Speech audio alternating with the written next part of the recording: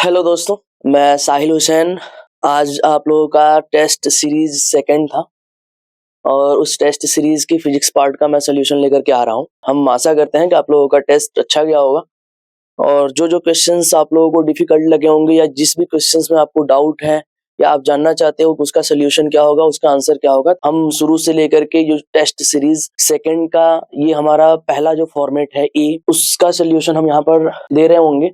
और जो हमारा अगला मतलब जो डिफरेंट डिफरेंट कोड्स होंगे तो उनके कोड्स का नंबर वाइज अलग अलग क्वेश्चंस है, लेकिन आप इसमें ढूंढ सकते हैं। ढूंढ करके आप देख लीजिए कि कौन से क्वेश्चंस में आपको डाउट था और उसका सोल्यूशन क्या होगा। आप लोगों को काफी हेल्प होने वाला है और कोई भी पेपर होती है तो पेपर देने के बाद उसका एनालिसिस करना हमारे लिए जरूरी भी होता है, क्योंकि हम नीट के पेपर को देने वाले हैं तो हमें पता होना चाहिए कि हमने कहाँ पर गलती करी, कैसी गलती करी और उस गलती से हम सीख करके आगे गलतियां ना करें, उसके लिए उसके सोल्यूशन को देखना एक तरीके से जरूरी हो जाता है। इसीलिए हमने ये सोचा कि जो भी क्वेश्चंस पे हमारे टेस्ट हो रहे हैं, टेस्ट सीरीज में जो भी टेस्ट हो रहा है तो उसके टेस्ट सीरीज के तुरंत बाद हम उसका सोल्यूशन का वीडियो अपलोड करेंगे, जिससे कि बच्चों को काफी हेल्प होने वाला है। तो चलिए स्टार्ट करते हैं।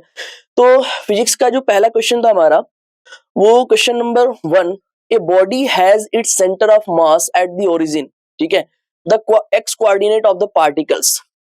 इसके एक्स कोऑर्डिनेट क्या होंगे पार्टिकल्स के, ठीक है। A body has its centre of mass at the origin, the x coordinate of the particle. अगर कोई एक बॉडी मतलब बहुत सारे पार्टिकल्स हैं और बहुत सारे पार्टिकल्स का सेंटर ऑफ मास अगर ओरिजिन पे है तो उन पार्टिकल्स की पोजीशन क्या होगी उसके बारे में पूछ रहा है। तो ध्यान से देखिएगा, अगर मैं ये कोऑर्डिनेट सिस्टम में बना देता हूं, ये हमारा एक्स कोऑर्डिनेट है, ये हमारा वाई कोऑर्डिनेट है और सेंटर ऑफ मास किसी बॉडी को कहां पर लाई कर रही है, सेंटर पर लाई कर रही है। तो जाहिर सी बात है जब भी हम सेंटर ऑफ मास किसी बॉडी को कैलकुलेट कर रहे होते हैं तो अगर मान लीजिए दो बॉडी का सेंटर ऑफ मास कैलकुलेट करते हैं तो हमेशा उनके बीच में कोई एक ऐसी पोजीशन आती है जो सेंटर ऑफ मास की पोजीशन होती है हमेशा। तो बॉडी कुछ ऐसा ही होगा कि जिसकी सेंटर ऑफ मास कहां पर आ रही होगी, ओरिजिन पर आ रही होगी। इस बॉडी की कुछ पार्टिकल्स हमारे पॉजिटिव एक्स कोऑर्डिनेट की तरफ होंगे, कुछ पार्टिकल हमारे नेगेटिव एक्स कोऑर्डिनेट की तरफ होंगे। अगर कोई एक बॉडी है जो बिल्कुल ही ओरिजिन पर लाई कर रही है तो उस केस में हमारा पार्टिकल का जो हर पार्टिकल के कोऑर्डिनेट होंगे वो क्या हो जाएंगे, एक्स इज इक्वल टू 0 हो जाएंगे। लेकिन इसमें ऑप्शन क्या दिया गया, मे बी ऑल पॉजिटिव। अगर कोई एक बॉडी है और उसके सारे के सारे पार्टिकल पॉजिटिव एक्स एक्सिस पर लाई कर रहे हैं तो उस केस में इसका सेंटर ऑफ मास कभी भी ओरिजिन पर नहीं आ सकता है। वो जहां से लेकर के जहां तक, जैसे कि मान लीजिए x1 से लेकर के x2 तक मतलब हमारा पार्टिकल लाई कर रहा है तो x1 और x2 के बीच में ही हमारा सेंटर ऑफ मास की पोजीशन आने वाली है। कभी भी ना इधर की तरफ सेंटर ऑफ मास की पोजीशन आएगी और ना इधर की तरफ सेंटर ऑफ मास की पोजीशन आएगी। इस केस में हमारा पहला ऑप्शन क्या हो जाएगा, इनकरेक्ट हो जाएगा। मे बी ऑल नेगेटिव, ये भी हमारा इनकरेक्ट हो जाएगा। Must be all non negative, non negative का मतलब क्या होता है, पॉजिटिव होता है। तो मस्ट बोल रहा है तो ये तो कभी भी पॉसिबल नहीं है, कभी भी पॉसिबल नहीं है, ये तो पॉसिबल है ही नहीं। जब भी हमारा सेंटर ऑफ मास पर किसी भी बॉडी का सेंटर ऑफ मास पर पोजीशन होगा तो उस केस में उस बॉडी के कुछ पार्टिकल पॉजिटिव डायरेक्शन में होंगे, कुछ पार्टिकल नेगेटिव डायरेक्शन में होंगे। चौथा ऑप्शन कह रहा है may be positive for some particles and negative for another मतलब अदर पार्टिकल्स। तो हमारा फोर्थ ऑप्शन क्या हो जाएगा, राइट ऑप्शन हो जाएगा और बाकी तीन ऑप्शन हमारे गलत हो जाएंगे। आगे बढ़ते हैं अगले सवाल की तरफ। अगला सवाल जो है हमारा वो बोल रहा है कि all the particles of a body are situated at a distance R, ठीक है, फ्रॉम द ओरिजिन।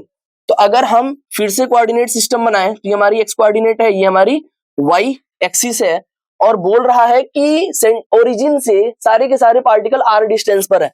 तो ये हमारा ओरिजिन है, तो मैं पार्टिकल्स बनाता हूं तो ये आर डिस्टेंस पर इधर की तरफ भी हो सकता है, इधर की तरफ भी हो सकता है, इधर की तरफ भी हो सकता है। तो ये आर डिस्टेंस पर हमारे क्या है, कुछ कुछ पार्टिकल्स हैं। तो वो पार्टिकल्स मैं ले लेता हूं, एक पार्टिकल यहां पर है, एक पार्टिकल यहां पर है, एक पार्टिकल यहां पर है।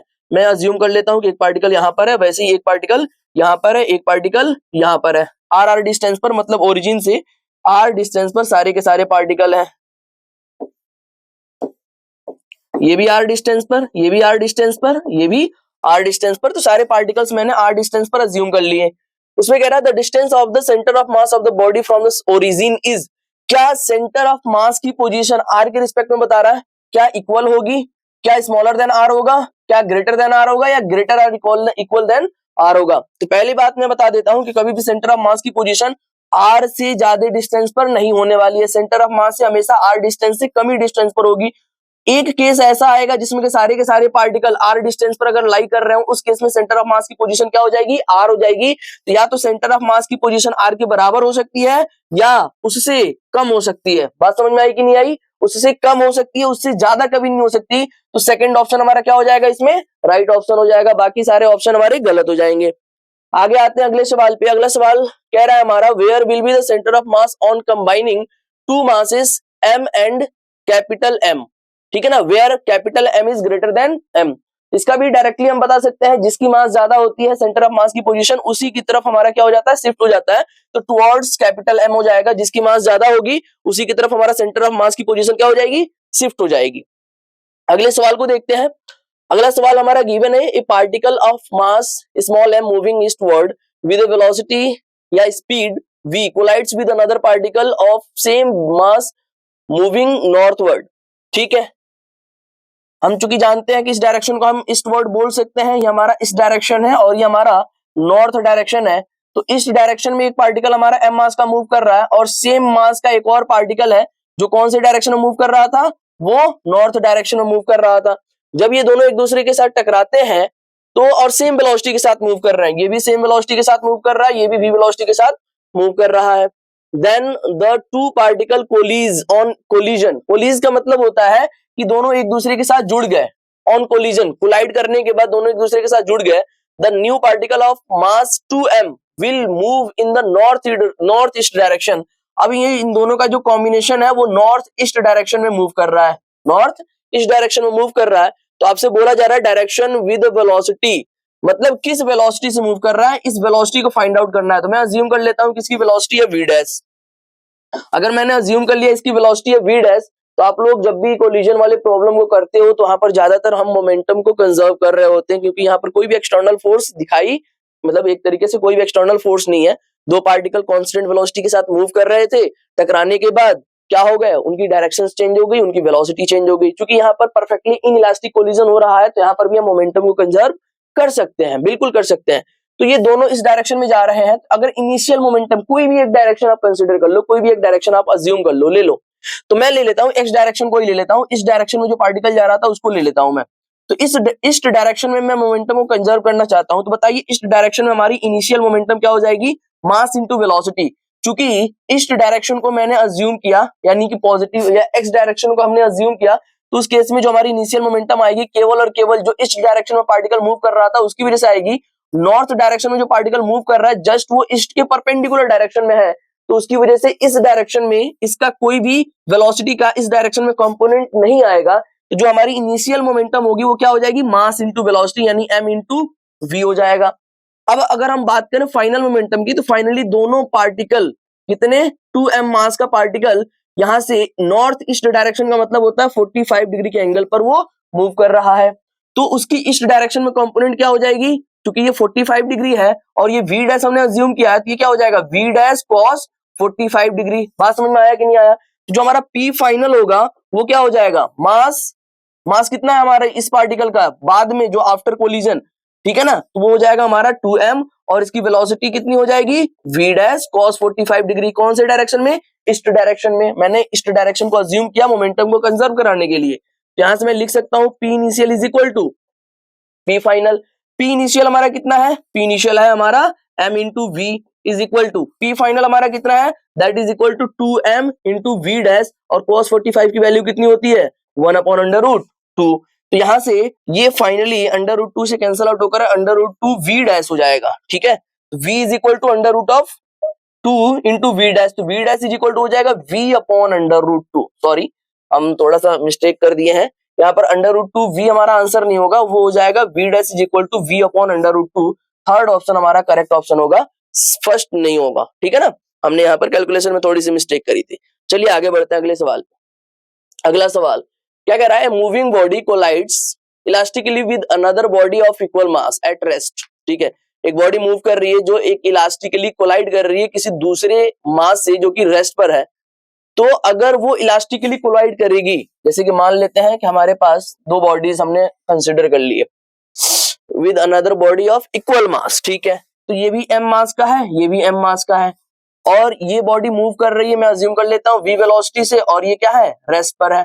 फाइनली जब ये दोनों कोलाइड कर जाते हैं, तो मैं आप लोगों को बता देना चाहता हूं, जब भी दो आइडेंटिकल बॉडीज या सेम मास की बॉडीज अगर इलास्टिकली कोलाइड होती है, तो उनका जो वेलोसिटी होता है ना, वो ट्रांसफर हो जाता है। मतलब पहले वाले बॉडी की वेलोसिटी दूसरे वाले बॉडी की हो जाती है, दूसरे वाले बॉडी की वेलोसिटी पहले वाले बॉडी की हो जाती है। इसको हम कैलकुलेट कर सकते हैं, क्योंकि इलास्टिक कोलिजन में E की वैल्यू क्या हो जाती है, 1 हो जाती है, और हम जानते हैं E इज इक्वल टू क्या होता है, V2 minus V1 upon U1 minus U2, जहां पर V जो होता है वो फाइनल वेलोसिटी होती है दोनों बॉडी की, और जो U होता है वो इनिशियल वेलोसिटी होती है दोनों बॉडी की।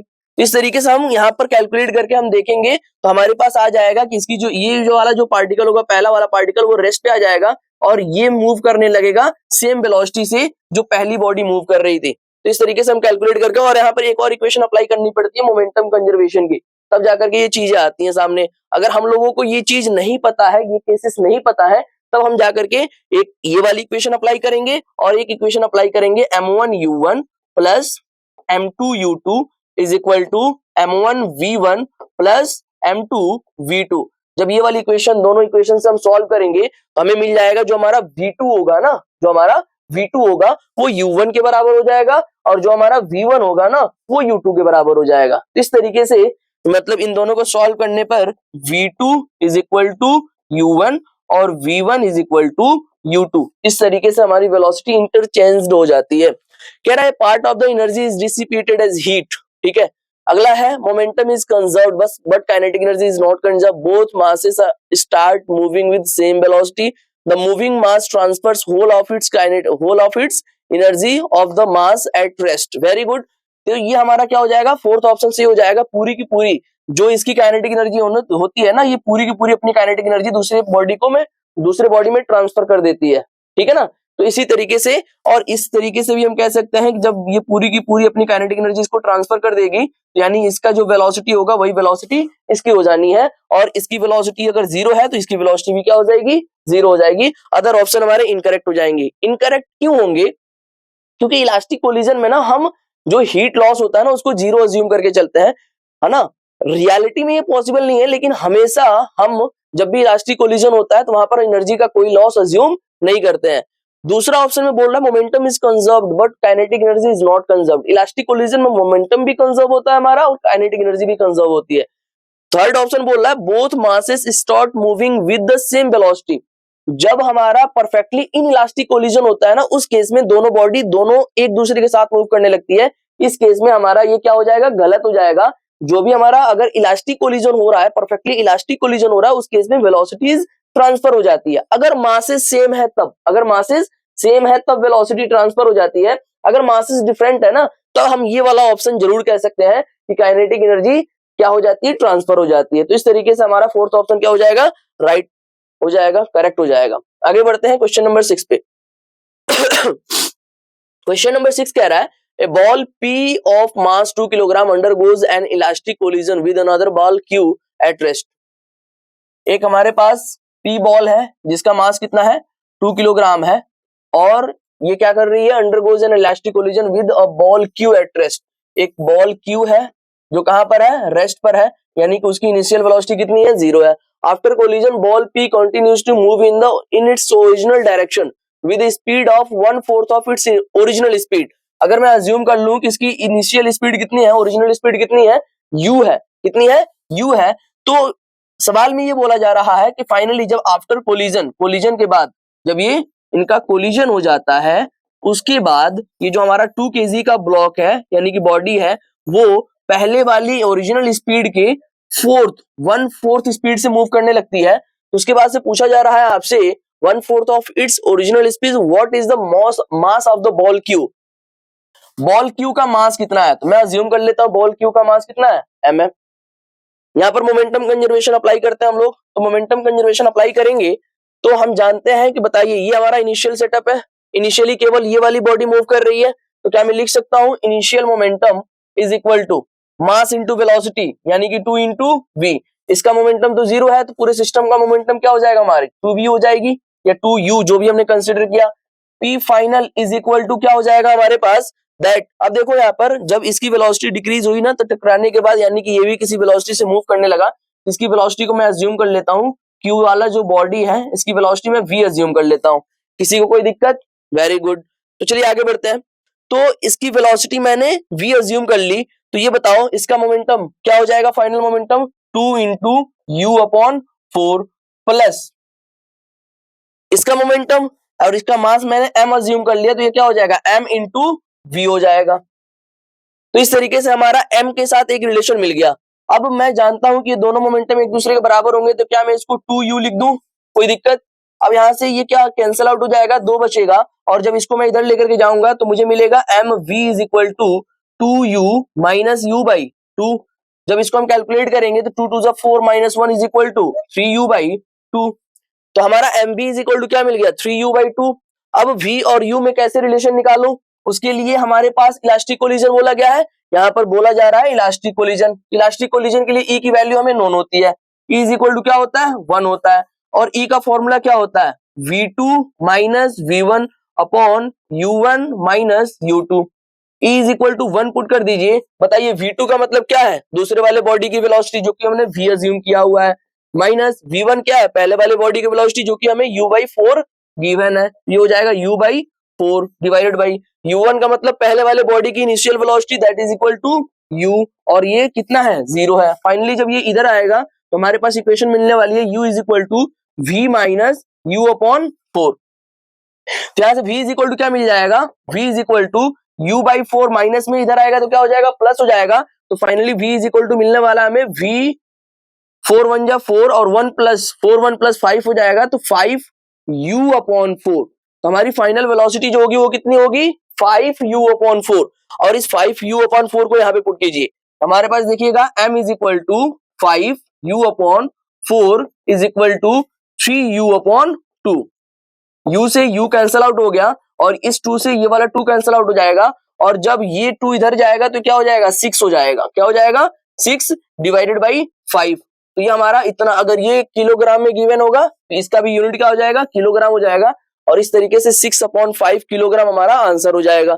6 अपॉन पॉइंट में दिया गया है तो चेंज कर लीजिए, 5 1 जा क्या हो जाएगा 5 और 5 2 जा 6, तो 1/2 किलोग्राम हमारा इस सोल्यूशन इस मतलब क्वेश्चन का आंसर हो जाएगा। तो सेकंड ऑप्शन हमारा क्या हो जाएगा राइट ऑप्शन हो जाएगा। तो इस तरीके से हम इस प्रॉब्लम को सॉल्व कर सकते थे। थोड़ा सा लेंथी आप लोगों को दिखाई दे रहा होगा, लेकिन यहाँ पर 2 इक्वेशन को यूज करके हमने प्रॉब्लम को सॉल्व किया, इसलिए थोड़ा सा लेंथी हो रहा है, लेकिन ऐसे ही करना है। हमें इक्वेशंस पता होने चाहिए कौन सी इक्वेशन को अप्लाई करना है। एक तो मोमेंटम कंजर्वेशन की इक्वेशन को हमने अप्लाई किया, और दूसरा जो हमारा कोएफिशिएंट ऑफ रेस्टिट्यूशन होता है E की वैल्यू अगर हमें नोन हो, कब नोन होती है 2 कंडीशन में हमें E की वैल्यूज गिवन नहीं होती है जो कि हमें खुद से लिखनी होती है। जैसे इलास्टिक कोलिजन हो रहा होता है तो वहां पर E की वैल्यू हम 1 लेते हैं, और परफेक्टली इन इलास्टिक कोलिजन में E की वैल्यू हम 0 लेते हैं। लेकिन जब इन इलास्टिक कोलिजन हो रहा होता है तो उस केस में E की वैल्यू 0 और 1 के बीच में होती है, जो या तो हमें गिवन होगी या तो किसी तरीके से आपको E की वैल्यू निकालनी होगी, उसके लिए कुछ कंडीशंस दी गई होगी। ठीक है, चलिए आगे बढ़ते हैं अगले सवाल पे। अगला सवाल है हमारा, a ball hits floor and rebounds after an inelastic collision. In this case, जब कोई बॉल किसी फ्लोर पे गिरती है और वहां पर इनइलास्टिक कोलिजन होता है, तो इनइलास्टिक कोलिजन का मतलब है ना कि वहां पर कुछ एनर्जी का लॉस हो रहा है।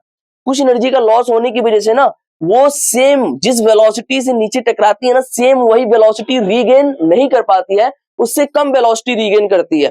ठीक है, इसलिए जितने हाइट से हमने बॉल को छोड़ा है ना, उतने हाइट पर ना आकर के वो टकरा करके सरफेस से वो कुछ कम हाइट तक ऊपर की तरफ आ पाती है। तो इस तरीके से हमारा जब भी इनइलास्टिक कोलिजन होता है बॉल और सरफेस के बीच में, तो बॉल हमारी नीचे की तरफ गिरी, ठीक है, और फिर ये कुछ ही दूरी ऊपर जा पाती है, फिर दोबारा जब नीचे की तरफ गिरती है तो कुछ ही दूरी ऊपर जा पाती है, फिर दोबारा नीचे की तरफ गिरती है तो कुछ ही दूरी ऊपर जा पाती है। और इस तरीके से अगर हम हाइट वर्सेस टाइम का ग्राफ बनाएं तो वो कुछ ऐसे आता है।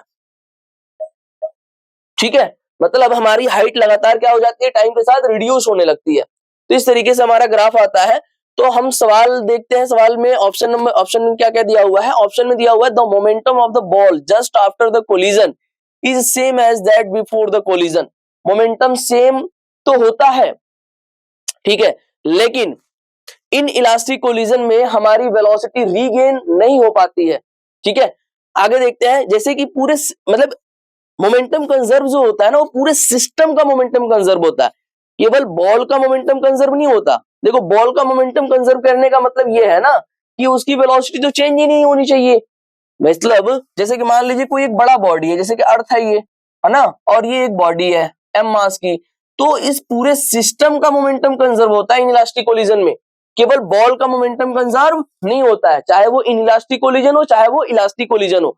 तो पूरे सिस्टम का मोमेंटम कंजर्व हो रहा है, लेकिन यहां पर बोला गया momentum of the ball conserve नहीं होता है। सेकंड ऑप्शन में बोला जा रहा है the mechanical energy of the ball remains the same is in the collision, the mechanical energy of the ball remains the same in the collision। ये भी हमारा ऑप्शन गलत हो जाएगा। थर्ड ऑप्शन है the total momentum of the ball and the earth is conserved। हाँ, ये बिल्कुल सही है कि अर्थ पर, सरफेस पर गिरने का मतलब अर्थ की ही बात कर रहे हैं हम, तो अर्थ पर कोई भी बॉल गिरती है ना, तो अर्थ और बॉल दोनों को एक साथ मोमेंटम, टोटल मोमेंटम कैलकुलेट करें तो इनिशियली और finally after inelastic collision momentum conserve रहने वाला है, ठीक है। तो इस तरीके से हम इस प्रॉब्लम को सॉल्व करते सकते थे। तो कुछ थियरीज से भी रिलेटेड प्रॉब्लम है जो हम लोगों को पता होने चाहिए। आगे बढ़ते हैं अगले सवाल पे। अगला सवाल हमारा कह रहा है two homogeneous sphere A and B of masses m and 2m। दो होमोजेनियस स्फीयर है a और b, एक का मास है m, दूसरे का मास है 2m, having radii 2a and a respectively. अब यहां पर क्या ये रहा है ना, किसकी रेडियस, जिसकी मास कम है ना, जिसका मास m है उसका रेडियस 2a है रिस्पेक्टिवली का मतलब, और जिसका मास 2m है उसका रेडियस a है। तो हम इस डायग्राम को थोड़ा सा मिटाते हैं और इसकी रिस्पेक्ट में, पहले वाले बॉडी की रिस्पेक्ट में इस डायग्राम के रेडियस को हम थोड़ा सा छोटा बनाते हैं। इसका रेडियस हमसे बोला गया है 2a है और इस ऑब्जेक्ट का रेडियस बोला गया है a है, लेकिन इसका मास जो है वो है 2m। respectively are in placed in touch, the distance of center of mass from the center of the first sphere is। मतलब कि अब यहां पर हमें डायग्राम को दोबारा प्लॉट करना पड़ेगा।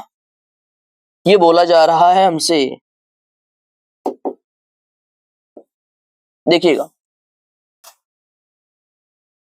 ये एक स्फीयर है और ये एक स्फीयर है और ये दोनों के सेंटर ऑफ मास है, एक इसका सेंटर ऑफ मास है यहाँ पर, एक इसका सेंटर ऑफ मास है।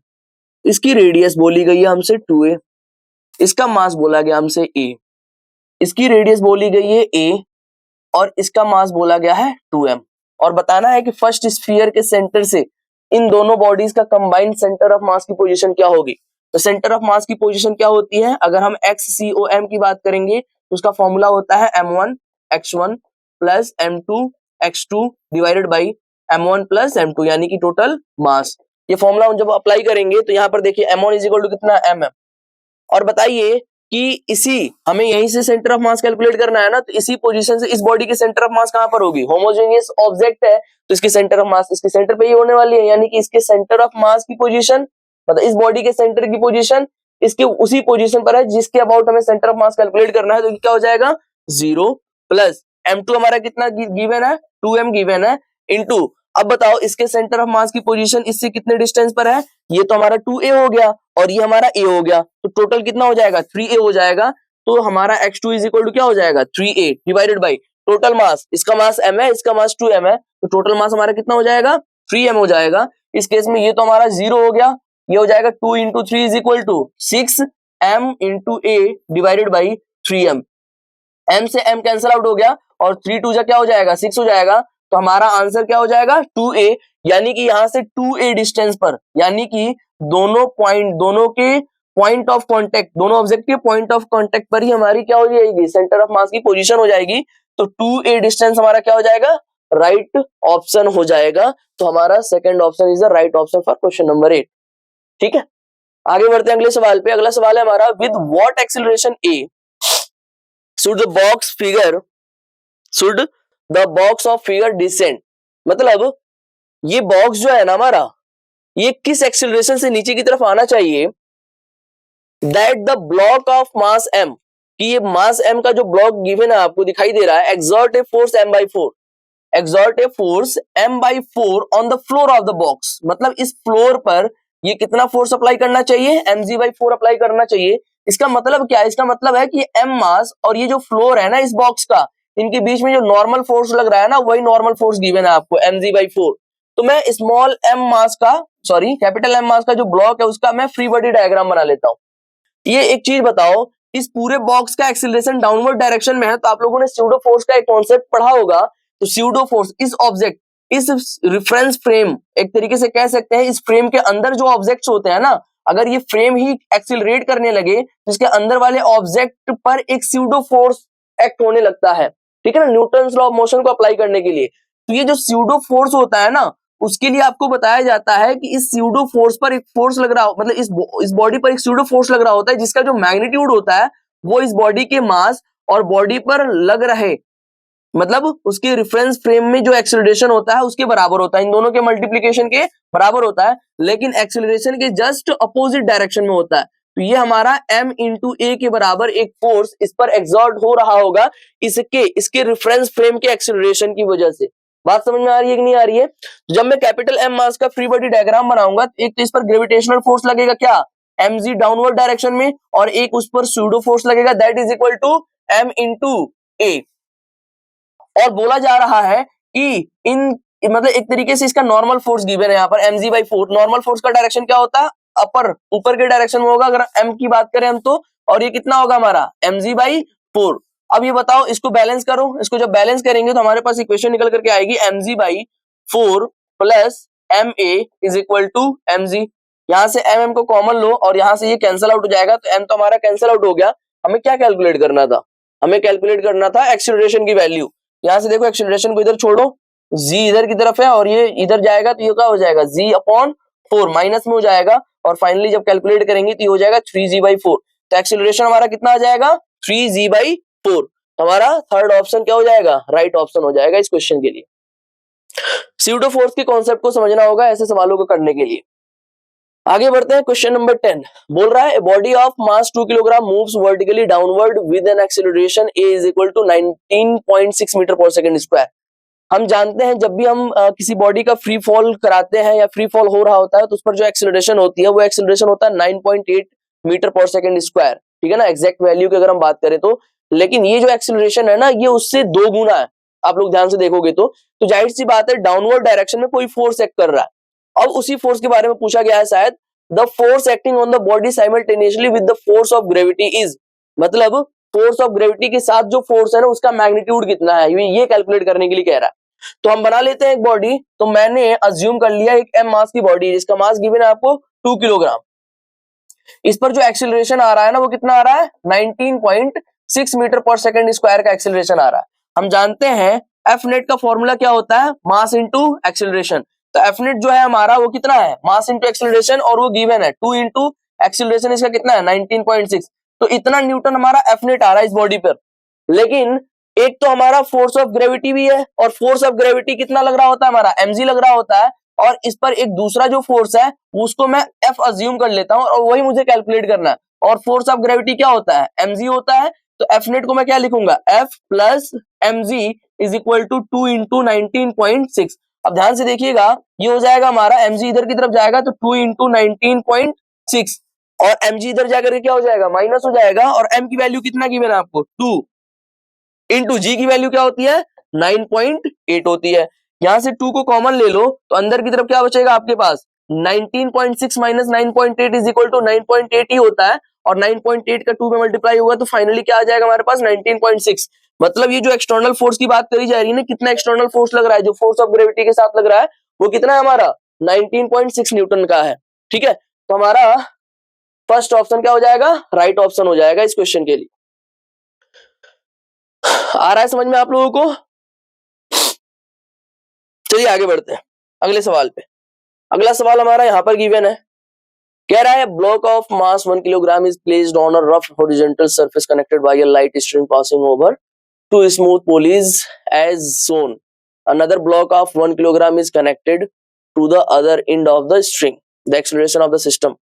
बोल रहा है ना कि कुछ ऐसा एक सिस्टम दिया गया है और इसका एक्सेलरेशन कैलकुलेट करना है। तो आप लोग ध्यान से देखेंगे न्यूटन्स लॉ ऑफ मोशन में ऐसे प्रॉब्लम कर रहे होते हैं। तो चलिए इस डायग्राम को हम दोबारा प्लॉट कर लेते हैं।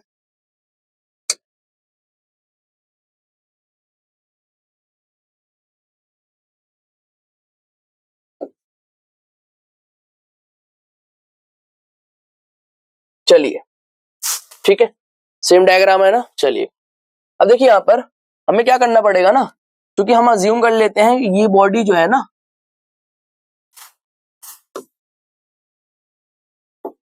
हम अज्यूम कर लेते हैं ये बॉडी ए एक्सीलरेशन से डाउनवर्ड डायरेक्शन में आ रही है। ये बताइए जब ये बॉडी ए एक्सीलरेशन से डाउनवर्ड डायरेक्शन में आएगी तो ये अपनी ये जो भी रस्सियां एक तरीके से स्ट्रिंग बंधा हुआ है, सभी स्ट्रिंग को ए एक्सीलरेशन से नीचे की तरफ खींचेगी। तो जिसमें जितना एक्सीलरेशन इसमें आएगा पूरी की पूरी रस्सी में एक्सीलरेशन का मैग्नीट्यूड वही होगा, और फाइनली ये वाली जो ब्लॉक है ना वो भी ए एक्सीलरेशन से इसी डायरेक्शन में मूव कर रही होगी। अब मैं बनाता हूं 1 kg का फ्री बॉडी डायग्राम।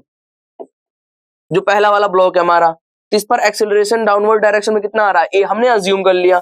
इस पर डाउनवर्ड डायरेक्शन में क्या लग रहा होगा, gravitational force, that is equal to 1 into gravity. Gravity is equal to क्या मतलब gravitational acceleration 10, that is equal to 10 newton का फोर्स लग रहा है। दूसरी इस पे रस्सी बंधी हुई है ऊपर के डायरेक्शन में, तो ये ऊपर के डायरेक्शन में टेंशन फोर्स अप्लाई कर रही है। तो अगर मैं इस बॉडी के लिए इक्वेशन लिखूंगा तो एक्सेलरेशन डाउनवर्ड डायरेक्शन में है तो ये फोर्स हमारा क्या हो जाएगा, पॉजिटिव, और ये फोर्स हमारा क्या हो जाएगा, नेगेटिव। तो ये हो जाएगा 10 minus T is equal to mass into acceleration 1 into A is equal to क्या हो जाएगा, ए। ये हो गई हमारी पहली इक्वेशन। दूसरे बॉडी के लिए फ्री बॉडी डायग्राम बनाते हैं, तो मैं दूसरे बॉडी का फ्री बॉडी डायग्राम यहाँ पर बना रहा होता हूँ, ध्यान से देखिएगा। और चूंकि फ्रिक्शनलेस सरफेस है, फ्रिक्शन के बारे में कुछ भी नहीं कहा गया है, इधर की तरफ एक स्ट्रिंग बंधा हुआ है और इसी स्ट्रिंग की वजह से ये एक्सेलरेट होगा। तो ये कितना स्ट्रिंग में जो टेंशन फोर्स आ रहा है, क्योंकि एक ही रस्सी है यहाँ से लेकर के यहाँ तक, तो जितना टेंशन फोर्स यहाँ पर आएगा उतना ही टेंशन फोर्स यहाँ पर आएगा, जिसको मैंने टी अज्यूम कर रखा है यहाँ पर, तो यही टेंशन फोर्स यहाँ पर भी लग रहा होगा। अब केवल एक ही फोर्स यहाँ पर लग रहा है और कोई फोर्सेस लग नहीं रहा है, और बॉडी में इस डायरेक्शन में ए एक्सेलरेशन है। तो क्या मैं इसके लिए इक्वेशन क्या लिखूंगा, net force direction of acceleration के डायरेक्शन में नेट फोर्स हमारा क्या है, टी इज इक्वल टू मैं क्या लिखूंगा, मास इंटू एक्सेलरेशन, और मास कितना है 1 किलोग्राम, यानी टी इज इक्वल टू क्या हो गया, ए हो गया। This is our second equation.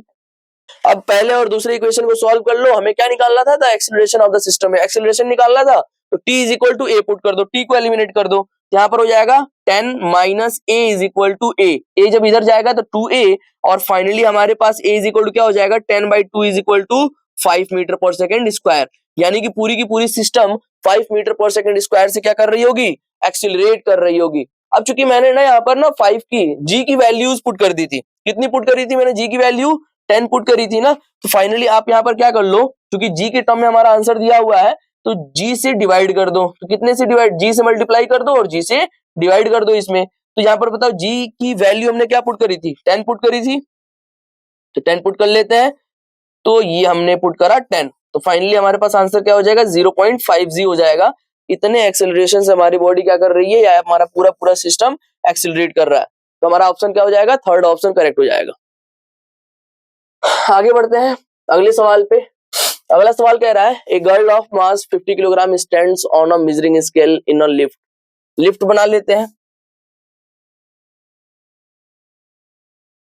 बोल रहा है कि लिफ्ट में ना एक वेइंग मशीन रखी गई है और यहाँ पर एक गर्ल है जो खड़ी है, और जब भी at an instant it is detected that reading, अच्छा ठीक है, ये न्यूमेरिकल प्रॉब्लम नहीं है, हम इसको बिना सॉल्व किए भी कर सकते हैं। बोल रहा है कि 50 किलोग्राम उसका वेट मेजर किया गया एट एन इंस्टेंट पर, it is detected that the reading reduces to 40 kilogram, मतलब उसका मास रिड्यूस हो रहा। एक तरीके से ये जो वेइंग मशीन हमारा, वेइंग मशीन क्या मेजर करता है, वेइंग मशीन हम आप लोगों ने पढ़ा होगा नॉर्मल फोर्स को ही तो मेजर करता है ना, तो नॉर्मल फोर्स एक तरीके से डिक्रीज हो रहा है। अब ये बताओ इस बॉडी का नॉर्मल फोर्स कब डिक्रीज होगा। अब देखो इसमें 3 केसेस हमने पढ़े थे, जब एक्सेलरेशन हमारा डाउनवर्ड डायरेक्शन में होता है, जब एक्सेलरेशन हमारा डाउनवर्ड डायरेक्शन में होता है तो नॉर्मल फोर्स हमारा क्या होता है, डिक्रीज होता है। जब एक्सेलरेशन हमारा अपवर्ड डायरेक्शन में होता है तो नॉर्मल फोर्स हमारा क्या होता है, इंक्रीज होता है। इसलिए वेट जो ये मेजर कर रहा होता है ना, वो वेट अलग तरीके से देता है, क्योंकि इस पर लगने वाला नॉर्मल फोर्स चेंज हो जाता है अगर इस रिफरेंस फ्रेम में कोई एक्सेलरेशन दे दी जाए तो। अगर एक्सेलरेशन अगर एक्सेलरेशन 0 होता है तो उस केस में इस वेइंग मशीन में कोई दिक्कत नहीं आती है, सेम वेट मेजर कर रहा होता है जो एक मतलब नॉर्मल रेफरेंस फ्रेम में रहने पर मेजर किया जाता है। ठीक है, जितना मेजर करता है मशीन, ठीक है। लेकिन एक्सीलरेशन अगर डाउनवर्ड डायरेक्शन में है तो नॉर्मल फोर्स हमारा क्या हो जाएगा, नॉर्मल जो कि ये वेट मेजर कर रहा होगा वो कम हो जाएगा, और ऊपर की तरफ होगा तो ज्यादा हो जाएगा। इस तरीके से होता है। बोल रहा है the lift was in constant motion upward. Constant motion में तो है नहीं, अगर कांस्टेंट मोशन में होता इसका मतलब हमारी जो रीडिंग पहले मिल रही होती बाद में भी वही रीडिंग मिलती। The lift was in constant motion downward, ये भी हमारा गलत हो गया। The lift was suddenly started in downward motion. जब सडनली लिफ्ट मान लीजिए रुकी हुई है, सडनली डाउनवर्ड डायरेक्शन में स्टार्ट हो रही है, तो हम एक्सेलरेशन कौन सी डायरेक्शन में दे रहे हैं, डाउनवर्ड डायरेक्शन में ही तो दे रहे हैं ना। तो यानी कि हमारा थर्ड ऑप्शन ही करेक्ट हो जाएगा। डाउनवर्ड डायरेक्शन में हमने एक्सेलरेशन दिया तभी तो डाउनवर्ड डायरेक्शन में हमारी लिफ्ट स्टार्ट हुई, और डाउनवर्ड डायरेक्शन में जब लिफ्ट स्टार्ट होगी तो एक्सेलरेशन डाउनवर्ड डायरेक्शन में है, इसका मतलब हमारा वेट क्या हो जाएगा, डिक्रीज हो जाएगा। और जो कि यहाँ पर 50 केजी से 40 केजी ये रिप्रेजेंट कर रहा है कि हमारा वेट डिक्रीज हो रहा है। बात समझ में आ रही है? तो थर्ड ऑप्शन हमारा क्या हो जाएगा, राइट ऑप्शन हो जाएगा। आगे बढ़ते हैं अगले सवाल की तरफ। क्वेश्चन नंबर 13 में कह रहा है two blocks of masses 5 kilogram and 2 kilogram are connected by a massless string as shown in the figure. A vertical force F is applied on the 5 kilogram block. Find the value of F if tension in the string is 40 Newton. ठीक है, हमसे ये कहा जा रहा है ना कि ये जो स्ट्रिंग है ना, इस स्ट्रिंग में ना 40 न्यूटन का फोर्स है, मतलब टेंशन जो आ रही है ना वो 40 न्यूटन आ रही है। तो आपको बताना है कि F की वैल्यू क्या होगी। तो F की वैल्यू कैलकुलेट करने के लिए हमें क्या करना पड़ेगा ना, इन दोनों ब्लॉक का FBD बनाना पड़ेगा, फ्री बॉडी डायग्राम बनाना पड़ेगा। तो 2 kg का मैंने FBD इधर की तरफ बनाया और 5 kg का FBD मैं यहाँ पर बना रहा हूँ। ध्यान से देखेंगे, अगर मैं 2 kg का FBD बनाऊं तो डाउनवर्ड डायरेक्शन में इसका ग्रेविटेशनल फोर्स आएगा that is equal to 2 into 10 is equal to 20 newton, और ऊपर के डायरेक्शन में एक टेंशन फोर्स आ रहा है that is equal to given is 40 Newton.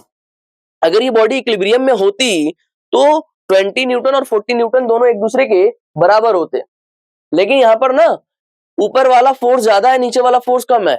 यानी कि हमें यहाँ पर से पता ये चल रहा है कि बॉडी एक्सेलरेट कर रही है। एक्सेलरेशन के बारे में यहाँ पर कुछ भी बोला नहीं गया, लेकिन बॉडी क्या कर रही है, एक्सेलरेट कर रही है। तो हमें यहाँ से एक्सेलरेशन निकालना पड़ेगा। हम अज्यूम कर लेंगे, क्या अज्यूम कर लेंगे कि पूरा का पूरा सिस्टम ऊपर के डायरेक्शन में ए एक्सेलरेशन से मोशन कर रहा है। मैंने ऊपर के डायरेक्शन में एक्सेलरेशन क्यों अज्यूम किया, क्योंकि ऊपर वाला फोर्स हमारा ज्यादा है। इक्वेशन क्या लिखते हैं हम लोग, नेट फोर्स। तो नेट फोर्स क्या होता है, एक्सेलरेशन के डायरेक्शन वाले फोर्स को पॉजिटिव और उसके अपोजिट डायरेक्शन वाले फोर्स को नेगेटिव। तो ये हो जाएगा 40 minus 20 is equal to mass into acceleration, यानी 2 इंटू ए। तो ए इज इक्वल टू क्या हो जाएगा हमारे पास, 40 minus 20 is equal to 20 upon 2 is equal to 10 metre पर सेकेंड स्क्वायर। यानी कि हमारा जो ये बॉडी है ना, पूरा का पूरा जो एक्सेलरेट कर रहा है वो कितने मीटर पर सेकेंड स्क्वायर से एक्सेलरेट कर रहा है, 10 मीटर पर सेकेंड स्क्वायर से एक्सेलरेट कर रहा है। 5 kg के ब्लॉक का फ्री बॉडी जब डायग्राम बनाएंगे तो ऊपर की तरफ हमें F फोर्स कैलकुलेट करना है। डाउनवर्ड डायरेक्शन में टेंशन फोर्स हमें गिवन है, ठीक है। और दूसरी चीज, इसके FBD में इसका ग्रेविटेशनल फोर्स भी तो आएगा that is equal to 50 newton. Finally जब यहाँ पर एक्सेलरेशन इसका कितना ऊपर के डायरेक्शन में, हमारे पास 10 मीटर पर सेकेंड स्क्वायर का एक्सेलरेशन भी है। तो अब जब इसका इक्वेशन लिखेंगे तो ऊपर के डायरेक्शन वाले फोर्स को पॉजिटिव और इन दोनों फोर्स को नेगेटिव। यहाँ पर देखिएगा इक्वेशन क्या आएगी, F minus T minus 50 is equal to mass into acceleration, यानी कि 5 इंटू 10 इज इक्वल टू 50। तो F force is equal to क्या हो जाएगा, दोनों जाकर के इधर पॉजिटिव हो जाएंगे। एक तो 50 पहले से है और एक प्लस 50 ये, और एक प्लस टी, और टी की वैल्यू कितनी गिवन है हमें, 40 गिवन है। तो फाइनली हमारे पास 50 plus 50 plus 40 is equal to 140 newton हमारा आंसर हो जाएगा, यानी कि first option is the correct option. आगे बढ़ते हैं अगले सवाल पे। अगला सवाल हमें गिवन है the pulleys and string shown in the figure are smooth and of negligible mass for the system remain in equilibrium the angle theta will be। इस पूरे सिस्टम को इक्विलिब्रियम में होने के लिए थीटा की वैल्यू क्या होनी चाहिए। इक्विलिब्रियम में होने का मतलब क्या है, बॉडी हमारी मूव तो कर सकती है लेकिन एक्सीलरेशन जीरो, बॉडी का एक्सीलरेशन जीरो है, यानी कि एफ नेट सभी बॉडीज पर लगने वाला एफ नेट जीरो के बराबर होना चाहिए। तो थीटा मुझे कैलकुलेट करना है ना, तो मैं इसी बॉडी का फ्री बॉडी डायग्राम बना लेता हूं। तो मेरे पास है √2m मास का ब्लॉक, और इस पर कौन कौन से फोर्सेस लग रहे हैं ये बताइए। अगर मैं इस वाले बॉडी की बात करूं, इन दोनों बॉडीज की बात करूं, तो इस पर तो एक डाउनवर्ड डायरेक्शन में क्या लगेगा mg, और ऊपर के डायरेक्शन में क्या लगेगा टेंशन। और देखो यहां से लेकर के यहां तक ये एक ही रस्सी है, और यहां से लेकर के यहां तक ये एक रस्सी है, इस पर भी डाउनवर्ड डायरेक्शन में क्या लगेगा mg, और सभी की सभी बॉडीज इक्विलिब्रियम में है ना, और ऊपर की तरफ क्या लग रहा है टेंशन, यानी टेंशन mg के बराबर है, टेंशन mg के बराबर है। मुझे ये पता चल गया कि रस्सी में जो टेंशन फोर्स आ रहा है वो किसके बराबर है, mg के बराबर है। ठीक है, अब यहां पर जब मैं इस वाले बॉडी का फ्री बॉडी डायग्राम बनाऊंगा तो ध्यान से देखिएगा, डाउनवर्ड डायरेक्शन में क्या लगेगा, डाउनवर्ड डायरेक्शन में लगेगा √2m इंटू जी। लेकिन जब मैं ऊपर के ये दोनों टेंशन फोर्स दिखाऊंगा तो ये वर्टिकल से थीटा एंगल पर है। वर्टिकल से कितने एंगल पर है, थीटा एंगल पर है, टी और टी। तो इस दोनों टी के ना मैं कंपोनेंट ले लूंगा वर्टिकली अपवर्ड डायरेक्शन में और दो हॉरिजॉन्टल डायरेक्शन में कंपोनेंट आएंगे। लेकिन ये बॉडी इक्विलिब्रियम में है तो मैं इक्वेशन क्या अप्लाई करूंगा, summation of Fy is equal to 0, Y direction में लगने वाले नेट फोर्स 0 के बराबर होने चाहिए। इसका इस डायरेक्शन में कंपोनेंट अगर ये थीटा है तो क्या हो जाएगा, टी कॉस थीटा, और इसका भी अगर ये थीटा है तो इसका भी इस डायरेक्शन में कंपोनेंट क्या हो जाएगा, टी कॉस थीटा।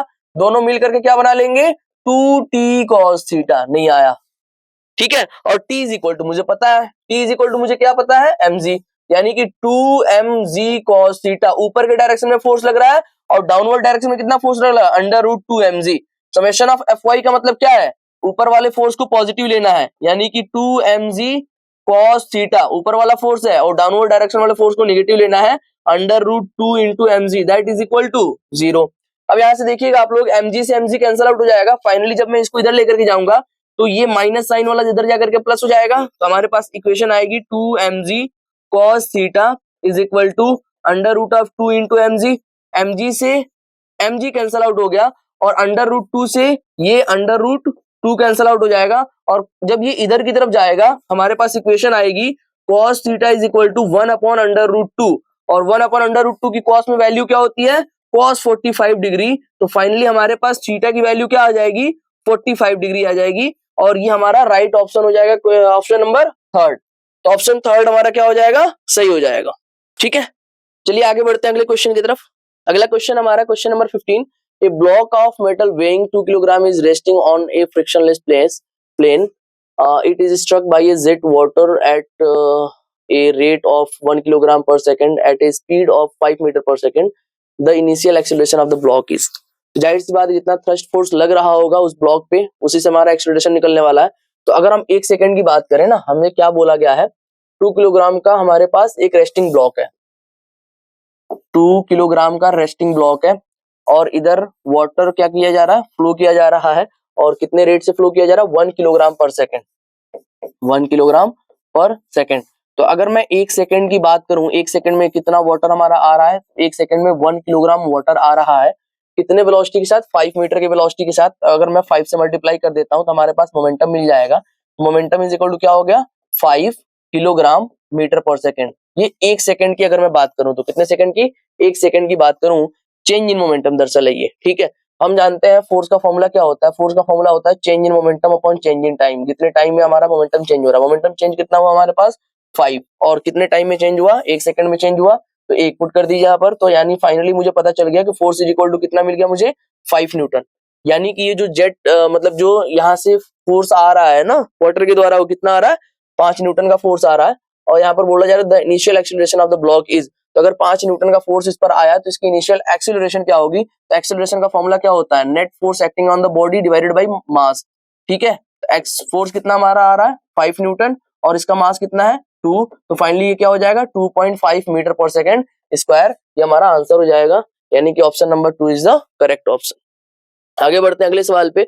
अगला सवाल है हमारा, 2 masses m and capital M are connected by a light string passing over a smooth pulley.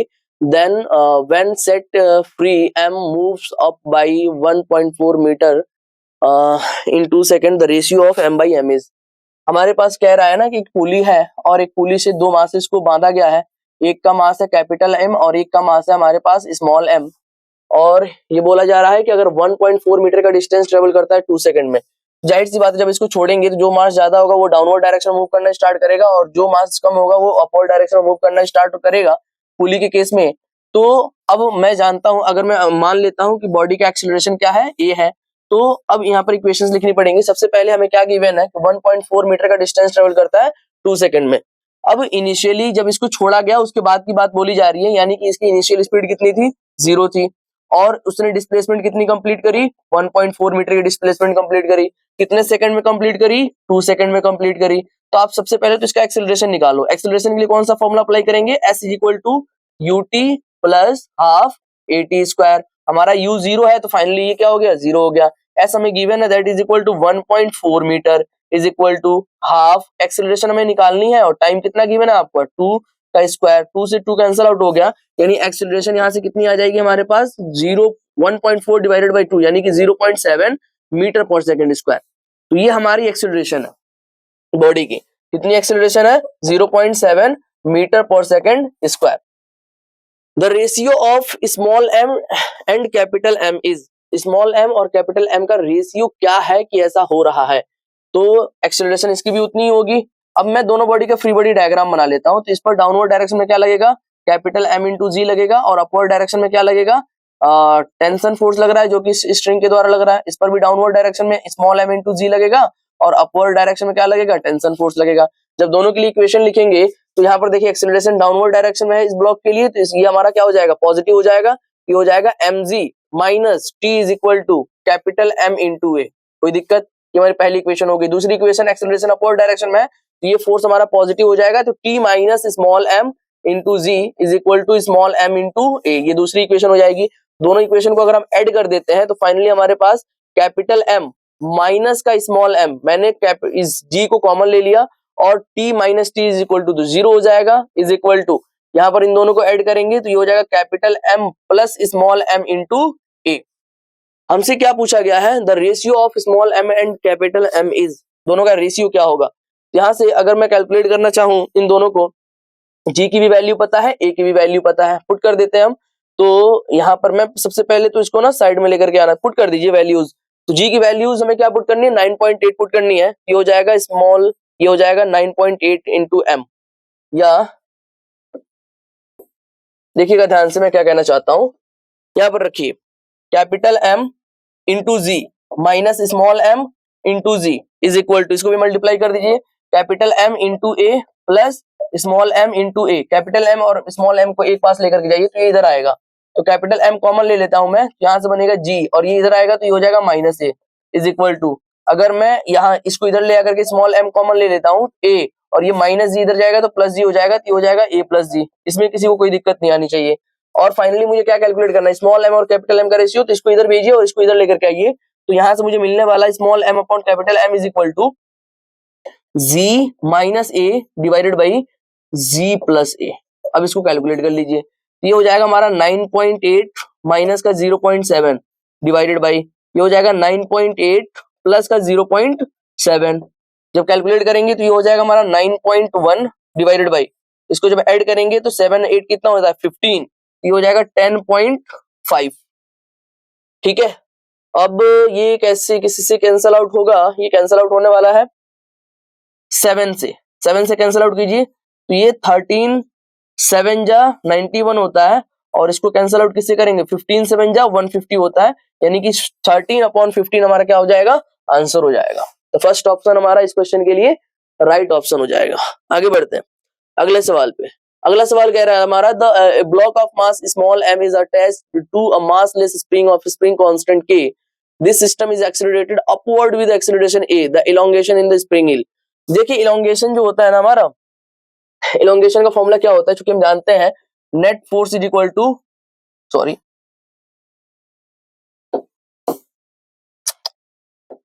Net force is equal to क्या होता है, k इंटू एक्स होता है, यही फॉर्मूला हम लोगों ने पढ़ा है ना।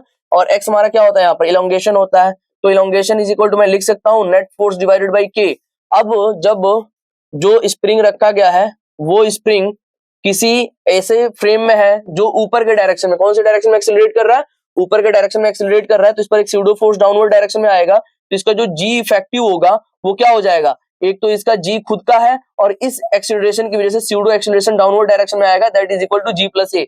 g effective is equal to क्या हो जाएगा, g प्लस ए हो जाएगा। और हम जानते हैं F net is equal to क्या होता है, मास इंटू जी इफेक्टिव, ये हो जाएगा mass into G effective is equal to G plus A divided by K. ये हमारा ऑप्शन क्या हो जाएगा, इलोंगेशन के लिए m into G plus A divided by K सही हो जाएगा, और बाकी सारे क्या हो जाएंगे, गलत हो जाएंगे। आगे बढ़ते हैं अगले सवाल पे। The elevator shown in the figure is descending with an acceleration 2 metre पर सेकंड स्क्वायर, ये पूरा का पूरा एलिवेटर 2 मीटर पर सेकंड स्क्वायर से डिसेंड कर रहा है। The mass of the block is, block A 0.5 kilogram, ठीक है।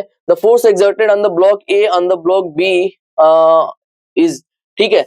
तो हमसे पूछा जा रहा है कि ए ब्लॉक बी पर कितना फोर्स एक्सर्ट कर रहा है। तो मैं आप लोगों के लिए बताना चाहता हूं, ए बी पर जितना एक्सर्ट करेगा बी भी ए पर भी उतना ही एक्सर्ट करेगा। कहने का मतलब इन दोनों के बीच का नॉर्मल फोर्स ही हमें कैलकुलेट करना है। तो अगर मैं ए बॉडी का फ्री बॉडी डायग्राम बनाऊं, ए बॉडी का इसलिए फ्री बॉडी डायग्राम बना रहा हूं क्योंकि ए का मास मुझे नोन है, बी का मास मुझे नोन नहीं है, और ना ही यहाँ का नॉर्मल फोर्स के लिए मतलब वो थोड़ा सा लेंदी हो जाएगा। तो ए बॉडी का मैं फ्री बॉडी डायग्राम बना लेता हूँ। ये बॉडी जो है वो 0.5 किलोग्राम की है, तो मैंने लिख दिया यहाँ पर 0.5 किलोग्राम। अब इस पर फोर्सेस दिखाने स्टार्ट करता हूं मैं।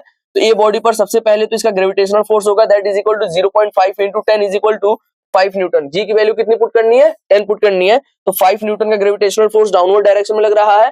अब देखिए यहाँ पर 2 मीटर पर सेकंड स्क्वायर का एक्सेलरेशन डाउनवर्ड डायरेक्शन में है पूरे फ्रेम का, तो ऊपर के डायरेक्शन में इस पर स्यूडो फोर्स आएगा, और वो कितना आएगा, इसका मास यानी कि 0.5 इंटू जितना एक्सेलरेशन है 2 है, तो ये हो जाएगा 0.5 into 2 is equal to 1 newton का स्यूडो फोर्स अपवर्ड डायरेक्शन में लग रहा है। और इस बॉडी बी के द्वारा ए पर एक नॉर्मल फोर्स आएगा, that is in upward direction, ठीक है।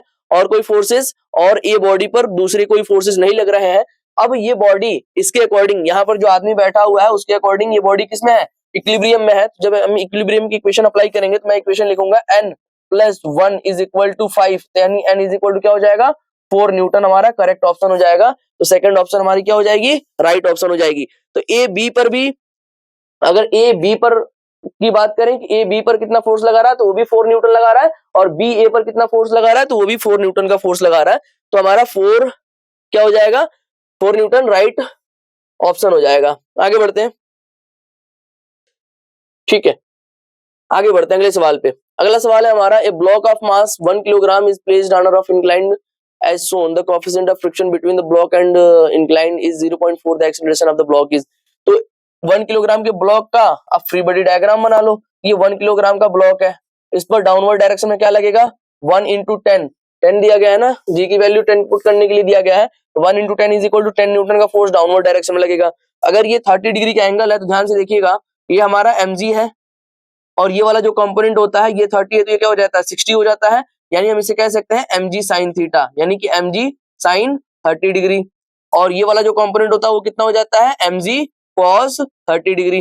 नॉर्मल फोर्स हमारा mg cos 30 डिग्री आ जाता है। अब चूंकि यहाँ पर कोएफिशिएंट ऑफ फ्रिक्शन भी दिया गया है, यानी फ्रिक्शनल फोर्स भी आपको लग रहा है, और फ्रिक्शनल फोर्स जस्ट मूवमेंट, जो बॉडी मूव कर रही होती है उसके अपोजिट डायरेक्शन में लग रहा होता है। तो ये फोर्स इस डायरेक्शन में है, जाहिर सी बात है फ्रिक्शनल फोर्स हमारा उसके अपोजिट डायरेक्शन में लगेगा। और वो फ्रिक्शनल फोर्स का फॉर्मूला क्या होता है, frictional force is equal to mu into normal force होता है। तो म्यू हमारा 0.4 है, और नॉर्मल फोर्स हमारा कितना है, mg cos theta, mg cos theta.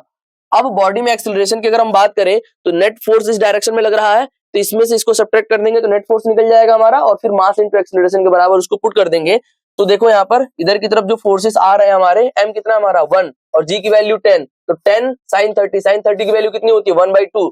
इधर की तरफ 5 न्यूटन का फोर्स लग रहा है, और इधर की तरफ 5√3 न्यूटन का फोर्स लग रहा है। और इधर की तरफ कितना हो जाएगा, 0.4 इंटू 5√3, तो 0.4 इंटू 5 इज इक्वल टू क्या हो जाता है 2, यानी कि 2√3 न्यूटन का फोर्स इधर की तरफ लग रहा है। √3 की वैल्यू दी गई है 1.7, ये क्या हो जाएगा 2 इंटू 1.7 इज इक्वल टू 3.4, ठीक है ना, 3.4 न्यूटन। फाइनली हमारा जो नेट फोर्स आएगा वो इस डायरेक्शन में आएगा, that is equal to 5 minus 3.4 is equal to 1.6 newton का फोर्स आ रहा है हमारा नेट इस डायरेक्शन में। और इसी को मास इंटू एक्सेलरेशन के बराबर पुट कर देंगे। मास कितना हमारा 1 इंटू ए, यानी कि फाइनली मुझे पता चल गया acceleration is equal to 1.6 metre पर सेकंड स्क्वायर। देखते हैं ऑप्शन कौन सा है, सेकंड ऑप्शन है इसके लिए। तो सेकंड ऑप्शन क्या हो जाएगा हमारा, राइट ऑप्शन हो जाएगा। आगे बढ़ते हैं, अगले सवाल में गिवन है, क्वेश्चन आप लोग पढ़ लीजिएगा, मैंने पढ़ा हुआ है ये क्वेश्चन। 2 किलोग्राम का एक बॉडी है जो 6 किलोग्राम के ऊपर रेस्ट कर रहा है। यहाँ पर एक फ्रिक्शनलेस सरफेस दिया गया है, नीचे वाला सरफेस फ्रिक्शनलेस है, और ऊपर वाला जो सरफेस है 2 किलोग्राम और 6 किलोग्राम के बीच का, उसमें कोएफिशिएंट ऑफ फ्रिक्शन आपको गिवन है, मतलब दोनों ब्लॉक के बीच का कोएफिशिएंट ऑफ फ्रिक्शन 0.4 गिवन है। आपसे बोला जा रहा है कि 6 किलोग्राम के बॉडी को खींचने के लिए, एक्सेलरेट करने के लिए मुझे मिनिमम कितने फोर्स की रिक्वायरमेंट है। तो उस फोर्स को कैलकुलेट करने के लिए हमें क्या करना पड़ेगा, इस पर देखना पड़ेगा कि टोटल कितने फोर्सेस लग रहे हैं 6 किलोग्राम की बॉडी पर। तो हमसे क्या पूछा गया है, the force required to pull out the 6 kilogram block with an acceleration of 1.5 metre पर सेकंड स्क्वायर। इसको कितने एक्सेलरेशन से पुल आउट करना है, 1.5 मीटर पर सेकंड स्क्वायर से पुल आउट करना है। तो चलो फोर्स की वैल्यू निकालते हैं। तो फोर्स इज इक्वल टू क्या होता है, मास इनटू एक्सेलरेशन। ध्यान से देखिएगा, अगर मैं 6 किलोग्राम की बॉडी का फ्री बॉडी डायग्राम बनाऊं, तो मैंने बनाया 6 किलोग्राम की बॉडी का फ्री बॉडी डायग्राम। इस पर इस डायरेक्शन में एक फोर्स लग रहा है that is equal to F, और इस पर एक फ्रिक्शनल फोर्स भी लग रहा है जो इस बॉडी और इस बॉडी के द्वारा लग रहा है, इन दोनों की बॉडी के जो फ्रिक्शनल फोर्स है। तो ये फ्रिक्शनल फोर्स कैसे कैलकुलेट करूं, मुझे इन दोनों के बीच में लगने वाला नॉर्मल फोर्स कैलकुलेट करना पड़ेगा। नॉर्मल फोर्स कैसे कैलकुलेट करूंगा मैं, अगर मैं 2 kg के ब्लॉक का फ्री बॉडी डायग्राम बनाऊं, ध्यान से देखिएगा, ये है 2 kg के ब्लॉक का फ्री बॉडी डायग्राम, और डाउनवर्ड डायरेक्शन में इस पर कितना फोर्स लग रहा है 20 न्यूटन का, तो अपवर्ड 20 न्यूटन का फोर्स लग रहा है, अपवर्ड डायरेक्शन में कोई फोर्स नहीं लग रहा है, ठीक है। अब 20 न्यूटन का फोर्स लग रहा है इस पर, और दूसरा कौन सा फोर्स लग रहा है, इस 6 किलोग्राम के बॉडी के द्वारा ऊपर की तरफ नॉर्मल फोर्स लग रहा है। तो नॉर्मल फोर्स यहाँ से मुझे कितना मिल जाएगा 20 न्यूटन का मिल जाएगा। तो फ्रिक्शनल फोर्स दोनों के बॉडी के बीच का क्या हो जाएगा, म्यू इंटू एन, म्यू की वैल्यू हमें गिवन है, म्यू इज इक्वल टू 0.4, तो ये हो जाएगा 0.4 इंटू नॉर्मल फोर्स 20, 4 टू जा 8, तो 8 न्यूटन का फ्रिक्शनल फोर्स यहाँ पर अप्लाई हो रहा है, 8 न्यूटन का फ्रिक्शनल फोर्स, और एफ, और बॉडी में एक्सेलरेशन कितनी आ रही है 1.5 मीटर पर सेकंड स्क्वायर की एक्सेलरेशन आ रही है। एक्सेलरेशन वाले डायरेक्शन वाले फोर्स को पॉजिटिव और उसके अपोजिट डायरेक्शन वाले फोर्स को नेगेटिव ले लेते हैं। हम इक्वेशन लिखेंगे force minus 8 is equal to mass into acceleration 6 into 1.5, तो ये हो जाएगा 9, और माइनस 8 इधर जाएगा तो प्लस 8, तो F इज इक्वल टू हो जाएगा हमारे पास 17 न्यूटन। यानी कि इस बॉडी को इतने एक्सेलरेशन से खींचने के लिए मुझे कितने फोर्स की रिक्वायरमेंट है, 17 न्यूटन के फोर्स की रिक्वायरमेंट है। तो फर्स्ट ऑप्शन हमारा क्या हो जाएगा, सही हो जाएगा। आगे बढ़ते हैं अगले सवाल की तरफ। अगला सवाल गिवन है हमारा, A stone of mass 1.5 kilogram is tied at a end of 0.5 meter long string and wheeled in a vertical circular path at a constant speed 2 meter per second. The maximum tension in the string is, जब मतलब एक ball है जिसको string से बांध करके, और ball का जो मास है वो है 1.5 किलोग्राम, सर्कुलर मोशन कराया जा रहा है। तो आपसे पूछा जा रहा है कि सर्कुलर मोशन करते हुए मैक्सिमम टेंशन क्या होगा। मैं आपको बता देना चाहता हूं, जब भी पार्टिकल हमारा सर्कुलर मोशन करता है तो मैक्सिमम टेंशन जो होता है ना, वो बिल्कुल डाउन, मतलब डाउन वाली जो पोजीशन, डाउनवर्ड वाली पोजीशन होती है वहां पर होता है, क्योंकि यहाँ पर ना जो हमारा सेंट्रीफ्यूगल फोर्स होता है mv स्क्वायर अपॉन r, वो और mg दोनों सेम डायरेक्शन में लग रहे होते हैं, और इसको बैलेंस कौन कर रहा होता है, टेंशन फोर्स बैलेंस कर रहा होता है। तो उसी वही टेंशन, मैक्सिमम टेंशन पूछा गया है, तो टेंशन, मैक्सिमम टेंशन का फॉर्मूला भी हमें याद होना चाहिए, that is equal to mv square upon r plus mg। देखिए यहाँ पर अब मास कितना गिवन है आपको 1.5, दोनों में आ रहा है तो कॉमन ले लीजिए। v की वैल्यू गिवन है 2 का स्क्वायर हो जाएगा, और इसका रेडियस कितना गिवन है, अब रेडियस क्या हो जाएगा, जो हमारी स्ट्रिंग की लेंथ होगी वही हमारा क्या हो जाएगा, रेडियस हो जाएगा। तो वो कितना गिवन है 0.5, ये हो जाएगा 0.5 का स्क्वायर नहीं है सॉरी, प्लस जी की वैल्यू कितनी गिवन है आपको यहाँ पर 10 लेने के लिए बोला हुआ है, तो 2 का स्क्वायर कितना हो जाएगा 4, और 5 0.5 से डिवाइड करेंगे तो 4 अपॉन 0.5 यानी 40 upon 5 is equal to 8, 8 plus 10 is equal to 18, ये हो जाएगा 1.5 into 18, 18 into 15 is equal to कितना हो जाएगा, कैलकुलेट करके देखिए 18 plus 9 is equal to 27 newton. तो फाइनली हमारा आंसर क्या आ जाएगा 27 न्यूटन का मैक्सिमम टेंशन आने वाला है स्ट्रिंग में। अगर मिनिमम टेंशन पूछता, मिनिमम टेंशन बिल्कुल अपर मोस्ट पॉइंट पर लग रहा होता है, क्योंकि यहाँ पर टेंशन फोर्स को कौन रिड्यूस कर देता है, mg रिड्यूस कर देता है, तो अलग बात है। चलिए आगे की बात है, हम अपने क्वेश्चंस पे ध्यान देते हैं। अगला क्वेश्चन हमारा, a metal sphere is hung by a string fixed to wall, मतलब एक सवाल दिया गया है, इस सवाल में बोल रहा है कि कौन सा स्टेटमेंट इनकरेक्ट है। ध्यान देने वाली बात यहाँ पर यह है, इसलिए इसको बोल्ड कर दिया गया था क्वेश्चन को बनाते टाइम पर, क्योंकि बच्चा यहाँ पर करेक्ट स्टेटमेंट डायरेक्टली पहला स्टेटमेंट पढ़ता है, पहला स्टेटमेंट सही है और उसको टिक करके चला आता है, लेकिन यहाँ पर इनकरेक्ट स्टेटमेंट, तो इसलिए सवाल को ना बहुत अच्छे तरीके से पढ़ना है। तो इनकरेक्ट स्टेटमेंट, सबसे पहले ये बताओ कि इस बॉडी पर कितने फोर्सेस लग रहे हैं, 3 ही तो फोर्सेस लग रहे हैं ना, तीनों फोर्सेस का वेक्टर समेशन, क्योंकि ये बॉडी क्या है, स्टैटिक है, इक्विलिब्रियम में है, तो वेक्टर समेशन तीनों का 0 के बराबर होता है। अगर कोई भी बॉडी इक्विलिब्रियम में होती है तो उस बॉडी पर लगने वाले टोटल फोर्सेस का जो वेक्टर सम होता है ना, वो 0 के बराबर होता है। तो ये हमारा क्या है, एक तरीके से सही स्टेटमेंट है, लेकिन हमें इनकरेक्ट स्टेटमेंट चूज करना है। ये तो सही हो गया हमारा। दूसरा देख लेते हैं, T square is equal to R square plus W square. ध्यान से देखिएगा आप लोग, आर और डब्ल्यू दोनों एक दूसरे से परपेंडिकुलर डायरेक्शंस में है। अगर ध्यान से देखेंगे आप लोग तो आर और डब्ल्यू दोनों एक दूसरे से परपेंडिकुलर डायरेक्शन में है, और जो हमारा टी लग रहा है ना, वो इन दोनों को बैलेंस करते हुए लग रहा है। तो आप लोग करके देखिएगा इस चीज को। अगर चलिए मैं करके दिखाई देता हूँ थोड़ा सा। अगर मैं टी के कंपोनेंट करना चाहूंगा तो एक कंपोनेंट अपवर्ड डायरेक्शन में आएगा, एक कंपोनेंट इस डायरेक्शन में जाएगा। अपवर्ड डायरेक्शन में जो कंपोनेंट होगा, अगर ये थीटा है तो ये भी क्या हो जाएगा, थीटा हो जाएगा। टी हो जाएगा टी कॉस थीटा, और इस डायरेक्शन वाला कंपोनेंट हो जाएगा टी साइन थीटा। अब आप लोग कर सकते हो आराम से। तो यहाँ से हमें क्या पता चल रहा है, बॉडी इक्विलिब्रियम में है, यानी एक्स डायरेक्शन में भी बॉडी इक्विलिब्रियम में है, वाई डायरेक्शन में भी बॉडी इक्विलिब्रियम में है। तो आर हमारा किसके बराबर हो जाएगा, आर हमारा बराबर हो जाएगा टी साइन थीटा के, और फिर हमारे पास डब्ल्यू जो बच रहा है, डब्ल्यू बराबर हो जाएगा टी कॉस थीटा के। इन दोनों इक्वेशन से डिराइव करोगे ना, ये ऑप्शन भी सही हो जाएगा, ये ऑप्शन भी सही हो जाएगा, और बच रहा है हमारे पास ये हमारा इनकरेक्ट ऑप्शन है, मतलब इनकरेक्ट है। आर टी मतलब जो टी होता है ना वो आर प्लस डब्ल्यू के बराबर नहीं होता है, ये इनकरेक्ट स्टेटमेंट है, तो ये हमारा रॉन्ग हो जाएगा, और बाकी सारे क्या हो जाएंगे, सही है। तो इनकरेक्ट स्टेटमेंट सिलेक्ट करना था ना, तो हमें ऑप्शन को टिक करके किसको करके आना है, थर्ड ऑप्शन को टिक करके आना था। चलिए आगे बढ़ते हैं। अगला सवाल गिवन है आपको, एक एल लेंथ की स्ट्रिंग है, उसका मास m है, और वो एक हॉरिजॉन्टल टेबल पर लाई कर रहा है। तो बोल रहा है कि tension and the string at a distance x from the ends at which force is applied. देखिएगा ध्यान से, हॉरिजॉन्टल सरफेस है ये, और यहाँ पर एक स्ट्रिंग लाई कर रहा है। स्ट्रिंग की लेंथ गिवन है कैपिटल L, इसके एक एंड पर एक फोर्स अप्लाई हो रहा है F। बताना है आपको कि x डिस्टेंस पर टेंशन फोर्स क्या होगा। तो यहां से जहां से फोर्स अप्लाई हो रहा है वहां से x डिस्टेंस पर इस पॉइंट पर टेंशन फोर्स कितना होगा। ध्यान से देखिएगा, अगर मैं इसका मास m जो कि दिया हुआ है शायद मास m दिया हुआ है, तो अगर मैं इस बॉडी के एक्सेलरेशन की बात करूं, अगर मैं इस पर फोर्स F लगा रहा हूं, मैं जानता हूं acceleration is equal to net force on the body divided by net mass होता है। तो क्या मैं एक्सेलरेशन को F अपॉन m लिख सकता हूं, बिल्कुल लिख सकता हूं। यानी कि इस ऑब्जेक्ट का हर एक पॉइंट कितने एक्सेलरेशन से मूव कर रहा है, F अपॉन m एक्सेलरेशन से मूव कर रहा है। मैं यहाँ पर एक पॉइंट ले लेता हूं, मैं अज्यूम करना चाहता हूं, यहाँ पर टेंशन फोर्स कैलकुलेट करने के लिए बोल रहा है ना, इस पॉइंट को लेकर के जाने के लिए इस डायरेक्शन में जो फोर्स लग रहा होगा वही यहाँ पर टेंशन फोर्स होगा। तो इस पॉइंट को लेकर के जाने के लिए ध्यान से देखिएगा, मैं अज्यूम कर लेता हूँ यहाँ पर टेंशन फोर्स कितना है, T, और ये टेंशन फोर्स कौन से ऑब्जेक्ट को लेकर के, इधर वाला, तो ये इधर वाले लेकर के जा रहे हैं। लेकिन अगर मैं बात करूं इधर वाले ऑब्जेक्ट, जो बचे हुए ऑब्जेक्ट है इधर, इन सबको लेकर के जाने के लिए कौन फोर्स लगा रहा है, टेंशन। यही टेंशन हमें कैलकुलेट करना है। तो ध्यान से देखिएगा, मुझे पता है कि इस पूरे सिस्टम की एक्सेलरेशन F अपॉन m है। फोर्स इज इक्वल टू क्या होता है, मास इंटू एक्सेलरेशन। मैं यहां से लेकर के यहां तक का ऑब्जेक्ट का मास कैलकुलेट कर लेता हूं। कैसे कैलकुलेट करूंगा मास, ये बताओ।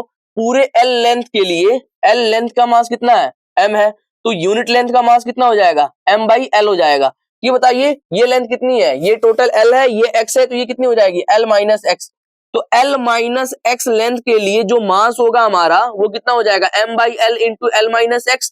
ये हमारा क्या है, मास है इस ऑब्जेक्ट का। इस ऑब्जेक्ट को खींच करके लेके जाने के लिए यहाँ पर जो फोर्स लग रहा है वही तो टेंशन में कैलकुलेट करना है। तो tension force is equal to क्या होता है, मास इंटू एक्सेलरेशन। मास कितना निकल करके आया हमारा, m upon L into L minus x into acceleration. Acceleration हमें पता है, that is equal to F by m, that is equal to F by m। m से m को कैंसिल आउट कीजिए, फाइनली हमारे पास क्या इक्वेशन आ जाएगी, F into L minus x upon L। तो ऑप्शन नंबर थर्ड हमारा क्या हो जाएगा, राइट ऑप्शन हो जाएगा। तो इस तरीके से हम इस प्रॉब्लम को कर सकते थे, थोड़ा सा आसान मेथड से। ठीक है, आगे बढ़ते हैं अगले सवाल पे। अगला सवाल है हमारा, a motor car is travelling at 60 metre पर second on a circular road of radius 1200 metre. It is increasing its speed at the rate of 4 metre पर second square. The acceleration of the car is. ठीक है, अब यहाँ पर देखिए, कोई एक सर्कुलर पाथ पर ऑब्जेक्ट मूव कर रहा है, कार है मूव कर रही है, और मैं यहाँ पर अज्यूम कर लेता हूँ कि इसकी जो स्पीड है वो कितनी है, 60 मीटर पर सेकंड है, और यहाँ पर रेडियस गिवन है आपको, that is equal to 1200 metre.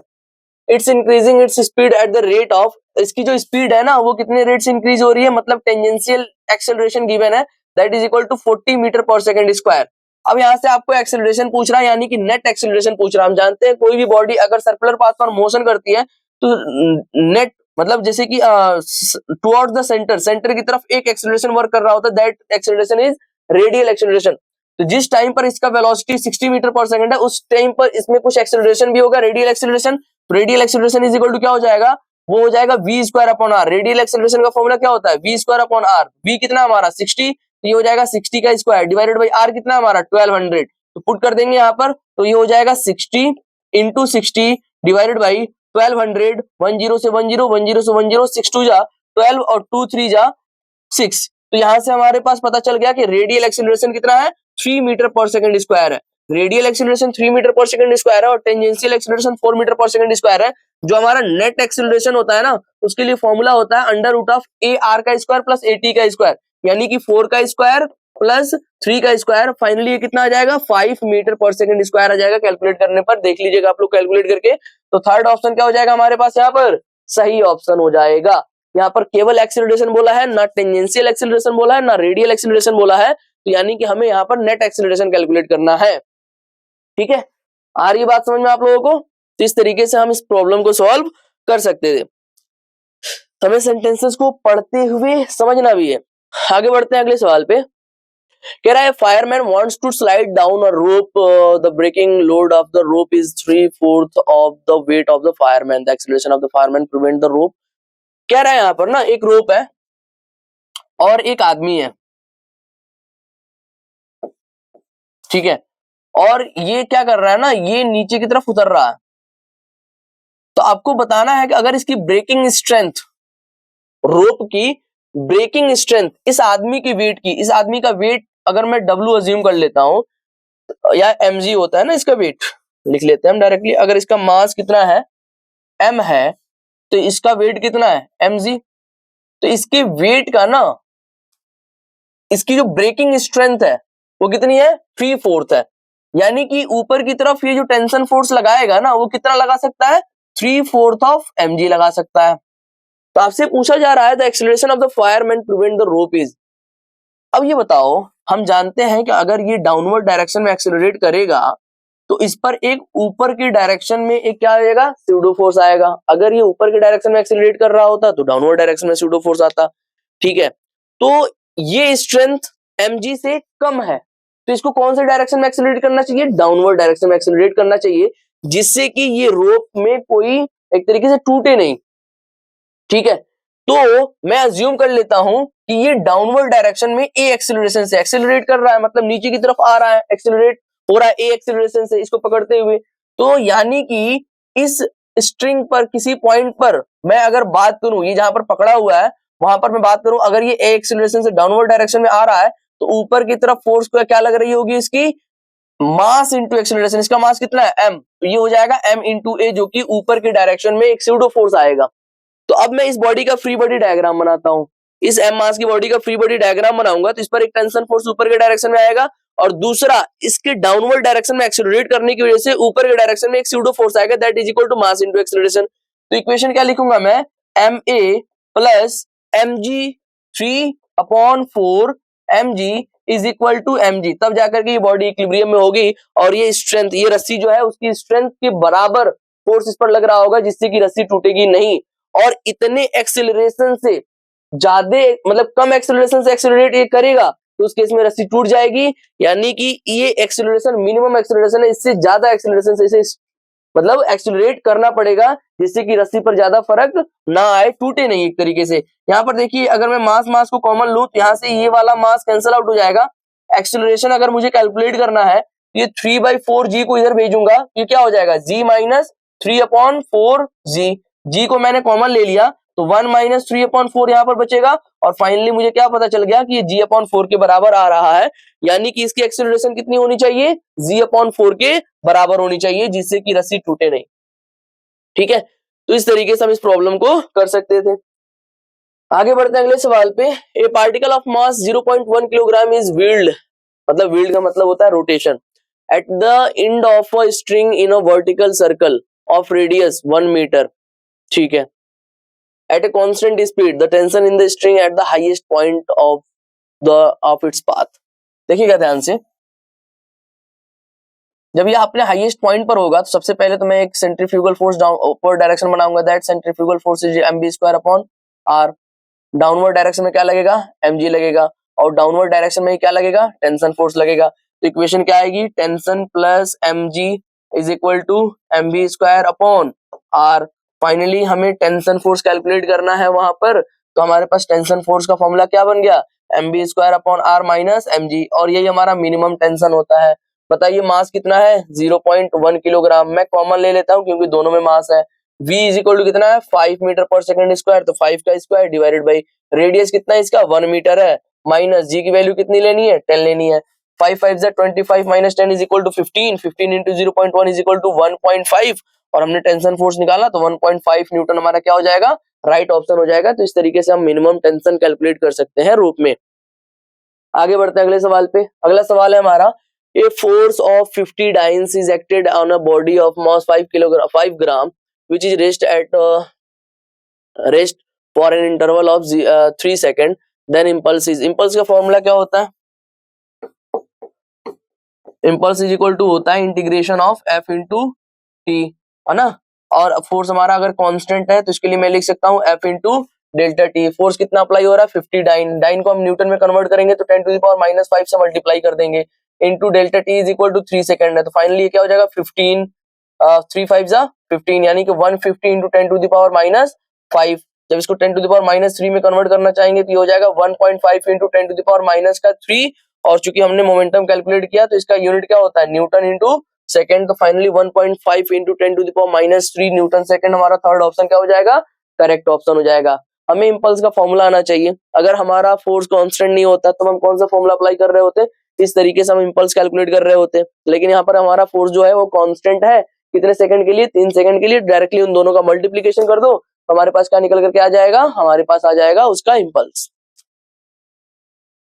आगे बढ़ते हैं अगले सवाल की तरफ। अगला सवाल है हमारा, how much work does a pulley force of 40 newton do on the 20 kilogram box in pulling 8 metre across the floor, constant speed, the pulling force is directed.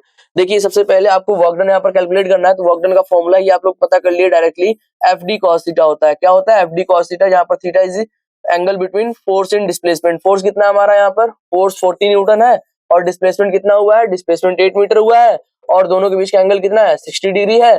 Finally calculate कर लो, ये कितना हो जाता है, 1/2 हो जाता है। 2 से ये कितने बार में कैंसिल आउट होगा, 4 बार में कैंसिल आउट होगा। 4 4 जा हो जाएगा 16, ये हो जाएगा 160, सॉरी न्यूटन नहीं जूल होगा इसका आंसर।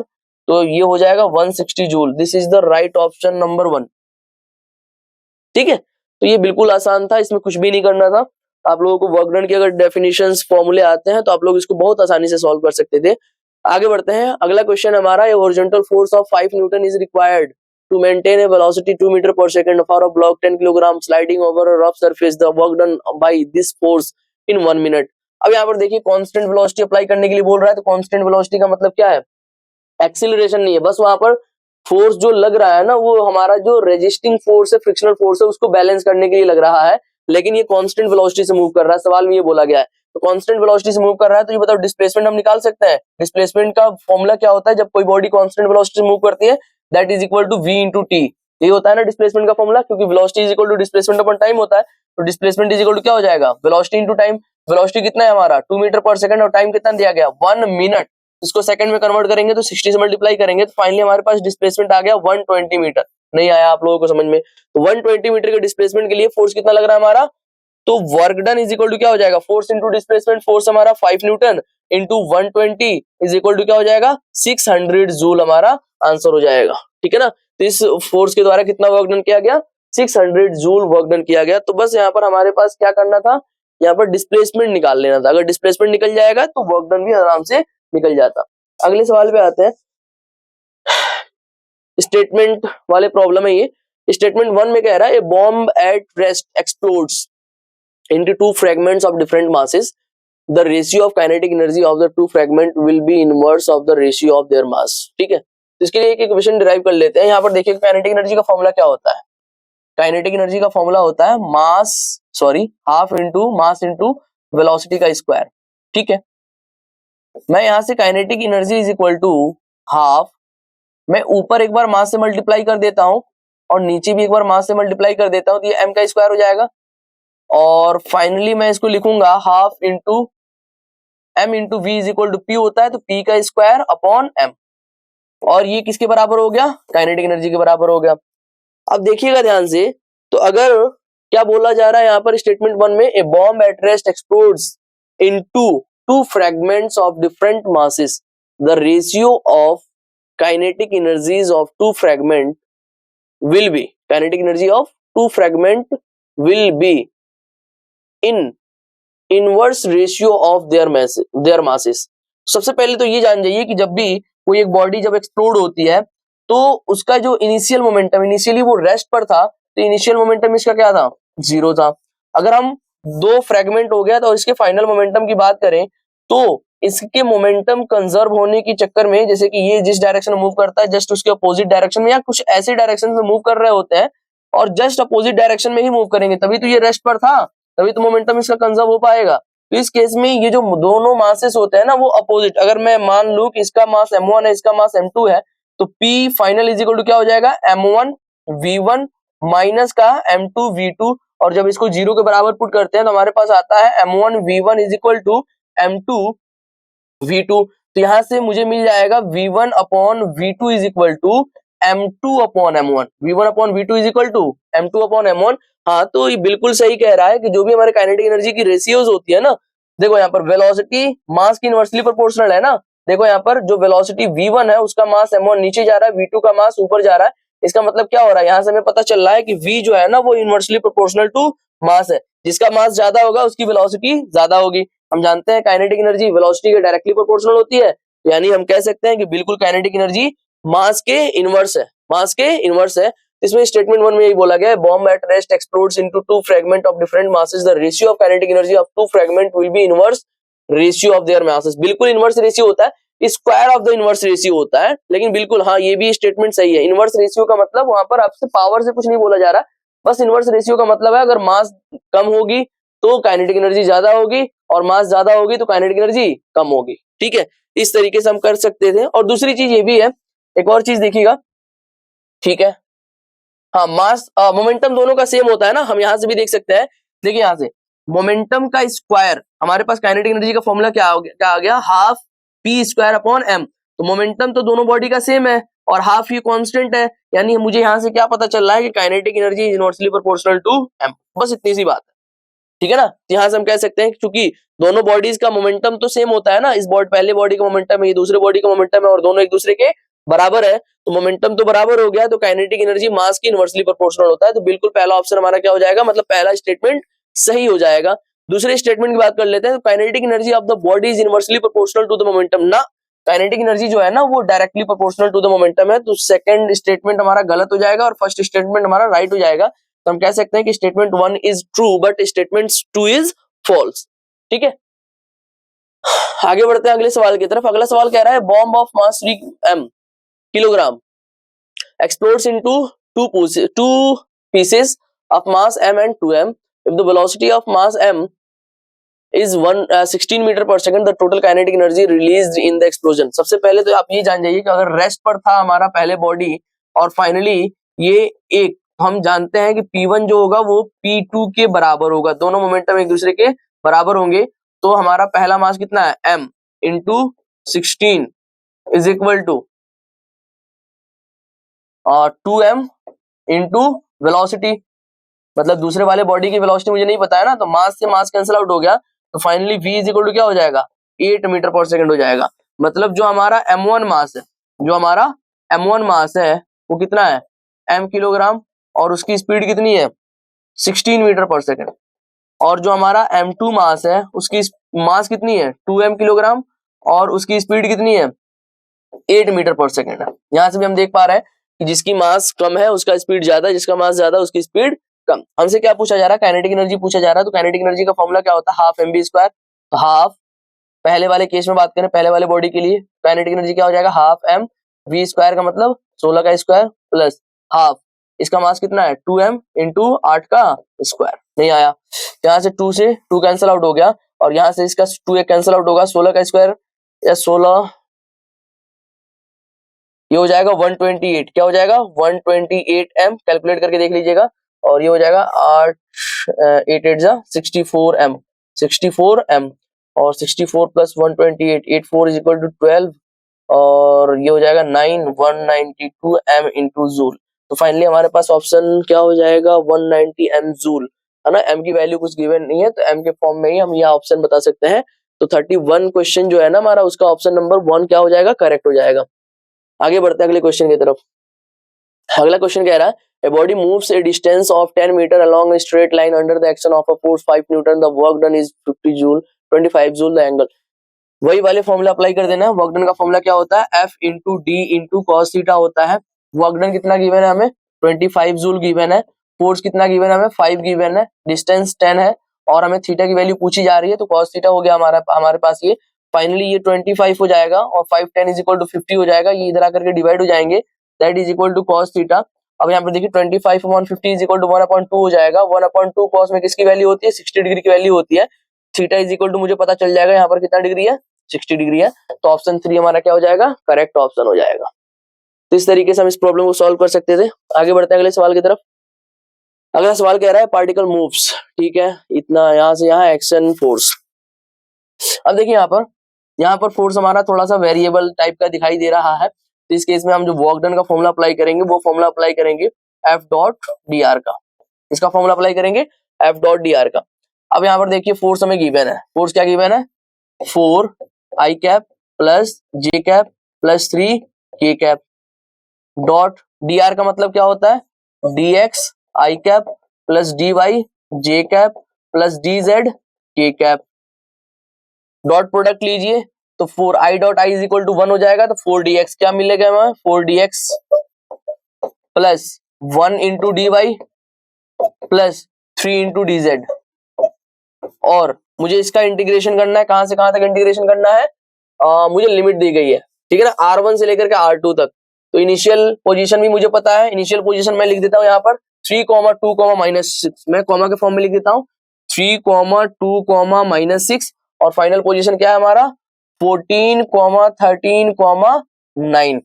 इसको इंटीग्रेट कीजिए, यहाँ पर देखिए 4 को x के रिस्पेक्ट में इंटीग्रेट करने पर क्या मिलेगा हमारे पास, 4x प्लस dy को इंटीग्रेट करने पर y मिलेगा प्लस 3dz को इंटीग्रेट करने पर 3z मिलेगा। अब लिमिट रख दीजिए, इनिशियल लिमिट। अब देखिए ना मैं तीनों की लिमिट अलग अलग रख देता हूं। यहाँ पर देखिए x की लिमिट क्या है 3 to 14, क्या है 3 to 14, y की लिमिट क्या है 2 to 13, 2 to 13, और z की लिमिट क्या है -6 to 9, -6 to 9। रखना स्टार्ट कीजिए, पहले फाइनल लिमिट पुट करते हैं, तो ये हो जाएगा 4 इंटू 14 माइनस 4 इंटू 3 प्लस यहाँ पर हो जाएगा 13 माइनस 2 प्लस 3 इंटू 9 माइनस 6, ठीक है।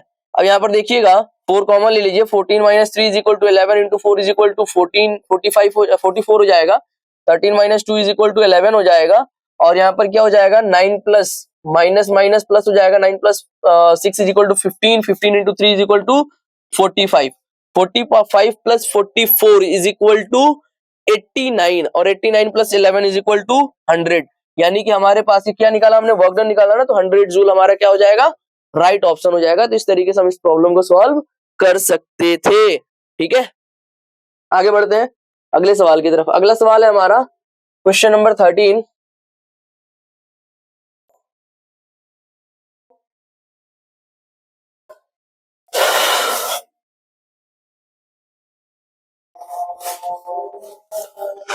देखिएगा ध्यान से आप लोग, ये क्वेश्चन है हमारा। इस क्वेश्चन में बोला जा रहा है कि एक बॉल है, देखिए एक फ्रिक्शनलेस ट्रैक दिया गया है in the circular loop of radius r. ये रेडियस आर का एक सर्कुलर लूप है, और at height h is equal to 5 centimetre. ये जो हाइट गिवन है आपको वो कितनी गिवन है, 5 सेंटीमीटर की हाइट गिवन है, और बोला है maximum value of r for the body successfully complete the loop. R की मैक्सिमम वैल्यू क्या होनी चाहिए, आर की मैक्सिमम वैल्यू क्या होनी चाहिए जिससे कि अगर 5 सेंटीमीटर से किसी एक बॉल को फ्रीली छोड़ा जाए तो वो कंप्लीट लूप, मतलब कंप्लीट लूप अपना कंप्लीट कर ले, एक तरीके से पूरा मोशन कंप्लीट कर ले। तो ये तो एक सर्कल बना रहा है ना, तो ये सर्कुलर मोशन का सवाल हो गया। सर्कुलर मोशन में बताइए कंप्लीट लूप करने के लिए, कंप्लीट चक्कर लगाने के लिए, कंप्लीट सर्कुलर मोशन करने के लिए यहाँ पर वेलोसिटी का फॉर्मूला क्या होता था, बताइए। v मिनिमम का फॉर्मूला क्या होता था, अंडर रूट ऑफ 5gr। ये तो फॉर्मूला आप लोगों ने पढ़ा है, अंडर रूट ऑफ 5gr। यानी कि यहाँ पर वेलोसिटी कितनी होनी चाहिए, अंडर रूट ऑफ 5gr होनी चाहिए। अगर मैं इसको रेफरेंस फ्रेम मान लूं, रेफरेंस पॉइंट मान लूं, रेफरेंस लाइन मान लूं, यहाँ पर पोटेंशियल एनर्जी कितनी होती है, 0। तो यहाँ पर वेलोसिटी कितनी होनी चाहिए, अंडर रूट ऑफ 5gr होनी चाहिए। यानी कि यहाँ पर जो इसकी टोटल पोटेंशियल एनर्जी है, टोटल की टोटल यहाँ पर क्या किस में कन्वर्ट हो जाए, काइनेटिक एनर्जी में कन्वर्ट हो जाए। यहाँ पर अगर बॉडी है तो इनिशियल, मैं यहाँ पर ना एनर्जी कंजर्वेशन लगा देता हूँ, क्या लगा देता हूँ, एनर्जी कंजर्वेशन। एनर्जी कंजर्वेशन क्या कहता है, kinetic energy initial plus potential energy initial is equal to kinetic energy final plus potential energy final. मैंने इसको रेफरेंस लाइन मान लिया, मतलब यहाँ पर पोटेंशियल एनर्जी हमारी क्या है, 0 है। तो काइनेटिक एनर्जी इनिशियल की अगर मैं बात करूं तो यहाँ से बिल्कुल अभी फ्री फॉल किया जा रहा है, छोड़ा जा रहा है, तो काइनेटिक एनर्जी ये क्या हो जाएगी, 0 हो जाएगी। और फाइनली जब बॉडी हमारी यहाँ पर है, इस केस में बात करता हूं, यहाँ पर बॉडी की वेलोसिटी कितनी होनी चाहिए, यहाँ पर बॉडी की वेलोसिटी √5gr होनी चाहिए।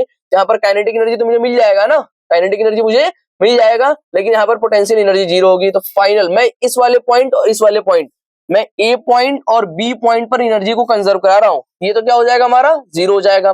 पोटेंशियल एनर्जी इनिशियल क्या हो जाएगी, किसकी वजह से है, हाइट की वजह से है ना, तो हाइट की वजह से पोटेंशियल एनर्जी का फॉर्मूला क्या होता है, mgh, क्या हो जाएगा ये, mgh is equal to, kinetic energy का फॉर्मूला क्या होता है, हाफ m, और यहाँ पर कंप्लीट मोशन करने के लिए वेलोसिटी कितनी होनी चाहिए, √5gr होनी चाहिए। यहाँ पर मैं पुट कर दूंगा velocity is equal to √5gr का स्क्वायर।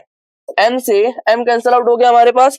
अब देखो यहाँ पर हाफ √ का स्क्वायर करेंगे तो हमारे पास क्या बचेगा, 5gr बचेगा, g से g भी कैंसिल आउट हो गया, r और g में रिलेशन फाइंड आउट करना था ना, r की वैल्यू फाइंड आउट करनी है, तो r is equal to 2/5h हो जाएगा, और h की वैल्यू मुझे 5 सेंटीमीटर गिवन है, तो ये हो जाएगा 2/5 इंटू 5 सेंटीमीटर, 5 से 5 कैंसिल आउट हो गया, फाइनली हमारे पास क्या आ गया, 2 सेंटीमीटर। यानी कि जो r की वैल्यू होनी चाहिए मैक्सिमम, वो कितनी होनी चाहिए, 2 सेंटीमीटर के बराबर होनी चाहिए। यानी कि फोर्थ ऑप्शन हमारा क्या हो जाएगा इस क्वेश्चन के लिए, सही हो जाएगा, और बाकी सारे गलत हो जाएंगे। ठीक है, आगे बढ़ते हैं अगले सवाल की तरफ। अगला सवाल है हमारा, a player kicks a football of mass, mass दिया गया है, begins to move with a velocity of 10 meter per second if the contact between the leg and the football, एक फुटबॉल है, ठीक है, उस फुटबॉल को किक मारा जा रहा है, तो इनिशियली वो किस पर है, रेस्ट पर है। जब किक मारा गया तो उसकी वेलोसिटी कितनी हो गई, उसकी वेलोसिटी हो गई 10 मीटर पर सेकंड। जो लेग था ना, ठीक है, उसमें और फुटबॉल के बीच में जो टाइम लैग रहा वो कितना रहा, 1/50 सेकंड का रहा। तो आपसे पूछा जा रहा है कि इस लेग के द्वारा इस फुटबॉल पर कितना फोर्स अप्लाई किया गया, तो सेम वही वाली प्रॉब्लम हो गया। हम जानते हैं कि फोर्स इज इक्वल टू क्या होता है, change in momentum upon change in time. कितने टाइम के लिए हमारा फोर्स लग रहा है, 1/50 सेकंड के लिए लग रहा है, और change in momentum is equal to क्या होता है, p final minus p initial upon change in time, कितना हमारा 150। पी इनिशियल हमारा क्या हो जाएगा, 0 हो जाएगा, क्योंकि इनिशियल वेलोसिटी हमारी 0 है, और पी फाइनल हमारा कितना हो जाएगा, मास, मास कितना गिवन है आपको, मास गिवन है 0.5 किलोग्राम, तो 0.5 इंटू वेलोसिटी कितनी है, फाइनल वेलोसिटी 10, और माइनस इनिशियल वेलोसिटी तो 0 है, और ये हो जाएगा 1/50, तो 1/50 ऊपर चला जाएगा 50, ये हो जाएगा 0.5 into 10 is equal to 5 into 50 is equal to 250, और हमने क्या कैलकुलेट किया अभी, फोर्स कैलकुलेट किया, तो न्यूटन, यानी कि इसका ऑप्शन क्या हो जाएगा, 250 न्यूटन, थर्ड ऑप्शन सही हो जाएगा। चलिए आगे बढ़ते हैं अगले सवाल की तरफ। अगला सवाल है हमारा, a car starts from rest to cover a distance x, ठीक है, the coefficient of friction between the road and tyres is mu, the minimum time in which the car can cover the distance x is proportional to. अब देखिए यहाँ पर minimum time से मतलब यहाँ पर ये है ना, जब भी कार ट्रेवल करना स्टार्ट करती है तो उसको मिनिमम टाइम कब लगेगा, जब वो उसका जो टायर है ना वो फिसले नहीं, जब उसका टायर जो है वो फिसले नहीं, यानी कि उसका पूरा का पूरा ग्रिप बना रहा है, तो उस केस में जो भी स्पीड हम उसको देंगे वो सारी की सारी स्पीड उसे मिलेगी, और वो मिनिमम टाइम में हमारा क्या कर रहा होगा, आगे की तरफ जा रहा होगा। तो ये बताइए, अगर पूरी की पूरी जैसे अब मैं मान लेता हूँ टायर का जो मास है, या जो भी गाड़ी ऊपर है उसका मास m है, तो इस टायर पर फोर्स क्या आएगी, डाउनवर्ड डायरेक्शन में एक तो हमारा ग्रेविटेशनल फोर्स आएगा, that is equal to mg, और सरफेस के द्वारा ऊपर के डायरेक्शन में क्या लगेगा, नॉर्मल फोर्स, और नॉर्मल फोर्स किसके बराबर हो जाएगा, mg के बराबर हो जाएगा। अगर मैं फ्रिक्शनल फोर्स की बात करूं तो फ्रिक्शनल फोर्स फॉरवर्ड डायरेक्शन में लग रहा होता है, और फ्रिक्शनल फोर्स का फॉर्मूला क्या होता है, म्यू इंटू नॉर्मल, ये क्या हो जाएगा, mu into mg, frictional force लग रहा है, और इसी फ्रिक्शनल फोर्स की वजह से गाड़ियां तो चलती है ना इस डायरेक्शन में, तो इस फ्रिक्शनल फोर्स की वजह से एक्सीलरेशन आएगा, और एक्सीलरेशन का फॉर्मूला क्या होता है, फोर्स यानी कि mu mg divided by mass. तो फाइनली हमारे पास फ्रिक्शनल एक्सीलरेशन का फॉर्मूला क्या आ गया, क्या आ गया, म्यू इंटू जी, यानी कि म्यू इंटू जी एक्सीलरेशन से हमारी बॉडी क्या कर रही है, एक्सीलरेट कर रही है, इनिशियली वो u इज इक्वल टू 0 से एक्सेलरेट करना स्टार्ट करेगी, तो आप लोग बताएंगे कि x यानी डिस्प्लेसमेंट का फॉर्मूला क्या लिख दूं मैं, half a into t square. तो x इज इक्वल टू क्या लिखूंगा मैं, हाफ a की वैल्यू कितना हमारा म्यू इंटू जी, ये हो जाएगा mu into g into t square. Finally t is equal to क्या हो जाएगा हमारे पास, देखिएगा 2x upon mu into g under root में। तो ये हमारा टाइम का फॉर्मूला निकल करके आ जाता है टी मिनिमम। टी मिनिमम कब होता है, जब हमारा फ्रिक्शनल फोर्स पूरा का पूरा अप्लाई हो रहा है, उस फ्रिक्शनल फोर्स की वजह से पूरा का पूरा एक्सेलरेशन आ रहा हो। अगर ये स्लिपिंग नहीं कर रही है तो frictional force is equal to मैं लिख सकता हूँ मास इंटू एक्सेलरेशन, बिल्कुल लिख सकता हूँ। अगर ये स्लिपिंग कर रही होती उस केस में frictional force is equal to mass into acceleration नहीं लिख पाता। तो मिनिमम टाइम के लिए फ्रिक्शनल फोर्स बिल्कुल स्लिपिंग नहीं होनी चाहिए, स्लिपिंग होगी तो हम देरी से अपनी पोजीशन पर पहुंच पा रहे होंगे। तो मिनिमम टाइम के लिए हमारे पास ये इक्वेशन आ जाती है under root of 2x upon mu g, जिससे हमें ये पता चल रहा है कि म्यू के अंडर रूट के इनवर्सली प्रोपोर्शनल है हमारा मिनिमम टाइम। तो हमारा सेकंड ऑप्शन क्या हो जाएगा, राइट ऑप्शन हो जाएगा, बाकी सारे गलत हो जाएंगे। आगे बढ़ते हैं अगले सवाल पे। अगला सवाल है हमारा क्वेश्चन नंबर 37। क्वेश्चन नंबर 37 क्या कह रहा है, the engine of a jet aircraft applies a thrust force 10 to the power 5 Newton during the takeoff the causes the plane attain a velocity of 1 kilometre पर second in 10 second, the mass of the plane is। ठीक है, देखिए upthrust force कितना given है हमें, that is equal to 10 to the power 5 newton का upthrust force given है, और t इज इक्वल टू कितना सेकंड लग रहा है, 10 सेकंड का टाइम लग रहा है, और वेलोसिटी कितनी आ रही है, वेलोसिटी आ रही है 1 किलोमीटर पर सेकंड की। ये हो जाएगा 10 to the power 3 मीटर पर second. The mass of the plane is, ये बताइए फोर्स इज इक्वल टू क्या होता है, मास इनटू एक्सेलरेशन। तो मास इज इक्वल टू क्या हो जाएगा, फोर्स अपॉन एक्सेलरेशन। और फोर्स कितनी वेलोसिटी अटेन कर ली इन्होंने, 10 to the power 3। तो ये u इज इक्वल टू 0 रहा होगा तभी तो अटेन करा होगा इन्होंने। ये हो जाएगा v minus u upon t is equal to acceleration. Acceleration is equal to क्या होता है, v minus u upon t. तो v और u हमारा क्या है 0, तो v अपॉन टी। तो फाइनली हम मास के लिए क्या लिख सकते हैं, force into time upon velocity. Force कितना गिवन है हमें 10 to the power 5, और टाइम कितना गिवन है हमें 10 सेकंड, डिवाइडेड बाय वेलोसिटी कितनी गिवन है हमें 10 to the power 3। कैलकुलेट करेंगे तो ये हो जाएगा 10 to the power 2 into 10 is equal to 10 to the power 3 kilogram. ठीक है, तो ये हो जाएगा 10 to the power 3 किलोग्राम हमारा इस बॉडी का मास हो जाएगा। तो इस तरीके से हम कैलकुलेट कर सकते थे। आगे बढ़ते हैं अगले सवाल की तरफ। अगला सवाल है हमारा, for a particle rotating in a vertical circle with uniform speed the maximum and minimum tension in the string are in the ratio of 5/3 if the radius of the vertical circle is 2 meter the speed। वही चीज है, हम जानते हैं maximum और minimum की बोल रहा है ना। मैक्सिमम जो होता है ना हमारा टेंशन स्ट्रिंग में वो होता है, मैं अभी इसकी पहले भी चर्चा कर चुका हूँ ये सेम चीज, इसलिए मैं दोबारा नहीं बता रहा हूँ। और हमारा जो मिनिमम होता है वो कितना होता है, mb स्क्वायर माइनस mg होता है। कितना होता है, mb स्क्वायर माइनस mg। तो इसको ना थोड़ा सा ऐसे कर लेते हैं, mb square upon r plus का mg, ये तो हमारा हो गया maximum, divided by mb square upon r minus mg is equal to कितना गिवन है हमें 5/3 गिवन है। यहां से मास को कॉमन लीजिए और यहां से मास को कॉमन लीजिए, दोनों एक दूसरे से कैंसिल आउट हो जाएंगे। और फिर उसके बाद v square upon r plus g, हमें रेडियस कितना गिवन है 2 मीटर का रेडियस गिवन है। ठीक है, और वेलोसिटीज गिवन है, वेलोसिटीज गिवन नहीं है। क्या पूछ रहा है हमसे, the speed of revolving body is, हमें से स्पीड ही पूछ रहा है, और रेडियस हमें गिवन है 2 मीटर और जी की वैल्यू भी गिवन है। यहां से मेरे पास मिलेगा v square upon 2 plus 10 divided by v square upon 2 minus 10 is equal to 5/3। Cross multiplication कीजिए तो ये हो जाएगा 3 का मल्टीप्लाई होगा तो 3/2 into v square plus 30 is equal to 5/2 v square minus 50। फिर इस माइनस को इधर लेकर के आइए, बाकी सबको इधर लेकर के जाइए, तो 5 माइनस 3 इज इक्वल टू क्या हो जाएगा 2/2 v square is equal to 30 plus 50 is equal to क्या हो जाएगा 80 हो जाएगा, और v is equal square is equal to 80 मिल गया मुझे यहाँ से, यानी कि v इज इक्वल टू मिल जाएगा अंडर रूट ऑफ 80, और अंडर रूट ऑफ 80 जब बाहर आएगा ये हो जाएगा 4 4 जा 16 और 16 5 जा 80, यानी कि 4 अंडर रूट ऑफ 5 मीटर पर सेकेंड। तो इस तरीके से आप थोड़ा सा मैंने कैलकुलेशन स्टेप स्किप करे हैं जल्दी के चक्कर में, तो आप लोग अपने यहाँ पर कैलकुलेट कर सकते हैं अच्छे से। कैलकुलेट जब करेंगे तो यही आपका आंसर आ जाएगा 4 अंडर रूट ऑफ 5 मीटर पर सेकंड। तो सेकंड ऑप्शन हमारा क्या हो जाएगा, सही हो जाएगा। आगे बढ़ते हैं अगले सवाल की तरफ। अगला सवाल है हमारा, body of mass 1.5 kilogram is thrown vertically upward with an initial velocity 40 metre पर second, reaches its height after 3 second, the air resistance acting on the body during the ascent is. अब देखिए यहाँ पर जब एयर रेजिस्टेंस लग रहा होता है तो उसको भी हम कंसीडर करते हैं, साथ में हमारी ग्रेविटेशनल एक्सेलरेशन भी होती है। तो जी इफेक्टिव जो होता है वो क्या हो जाता है, एयर रेजिस्टेंस के द्वारा और ग्रेविटेशनल एक्सेलरेशन के द्वारा, ये दोनों एक्सेलरेशन ऐड हो जाते हैं।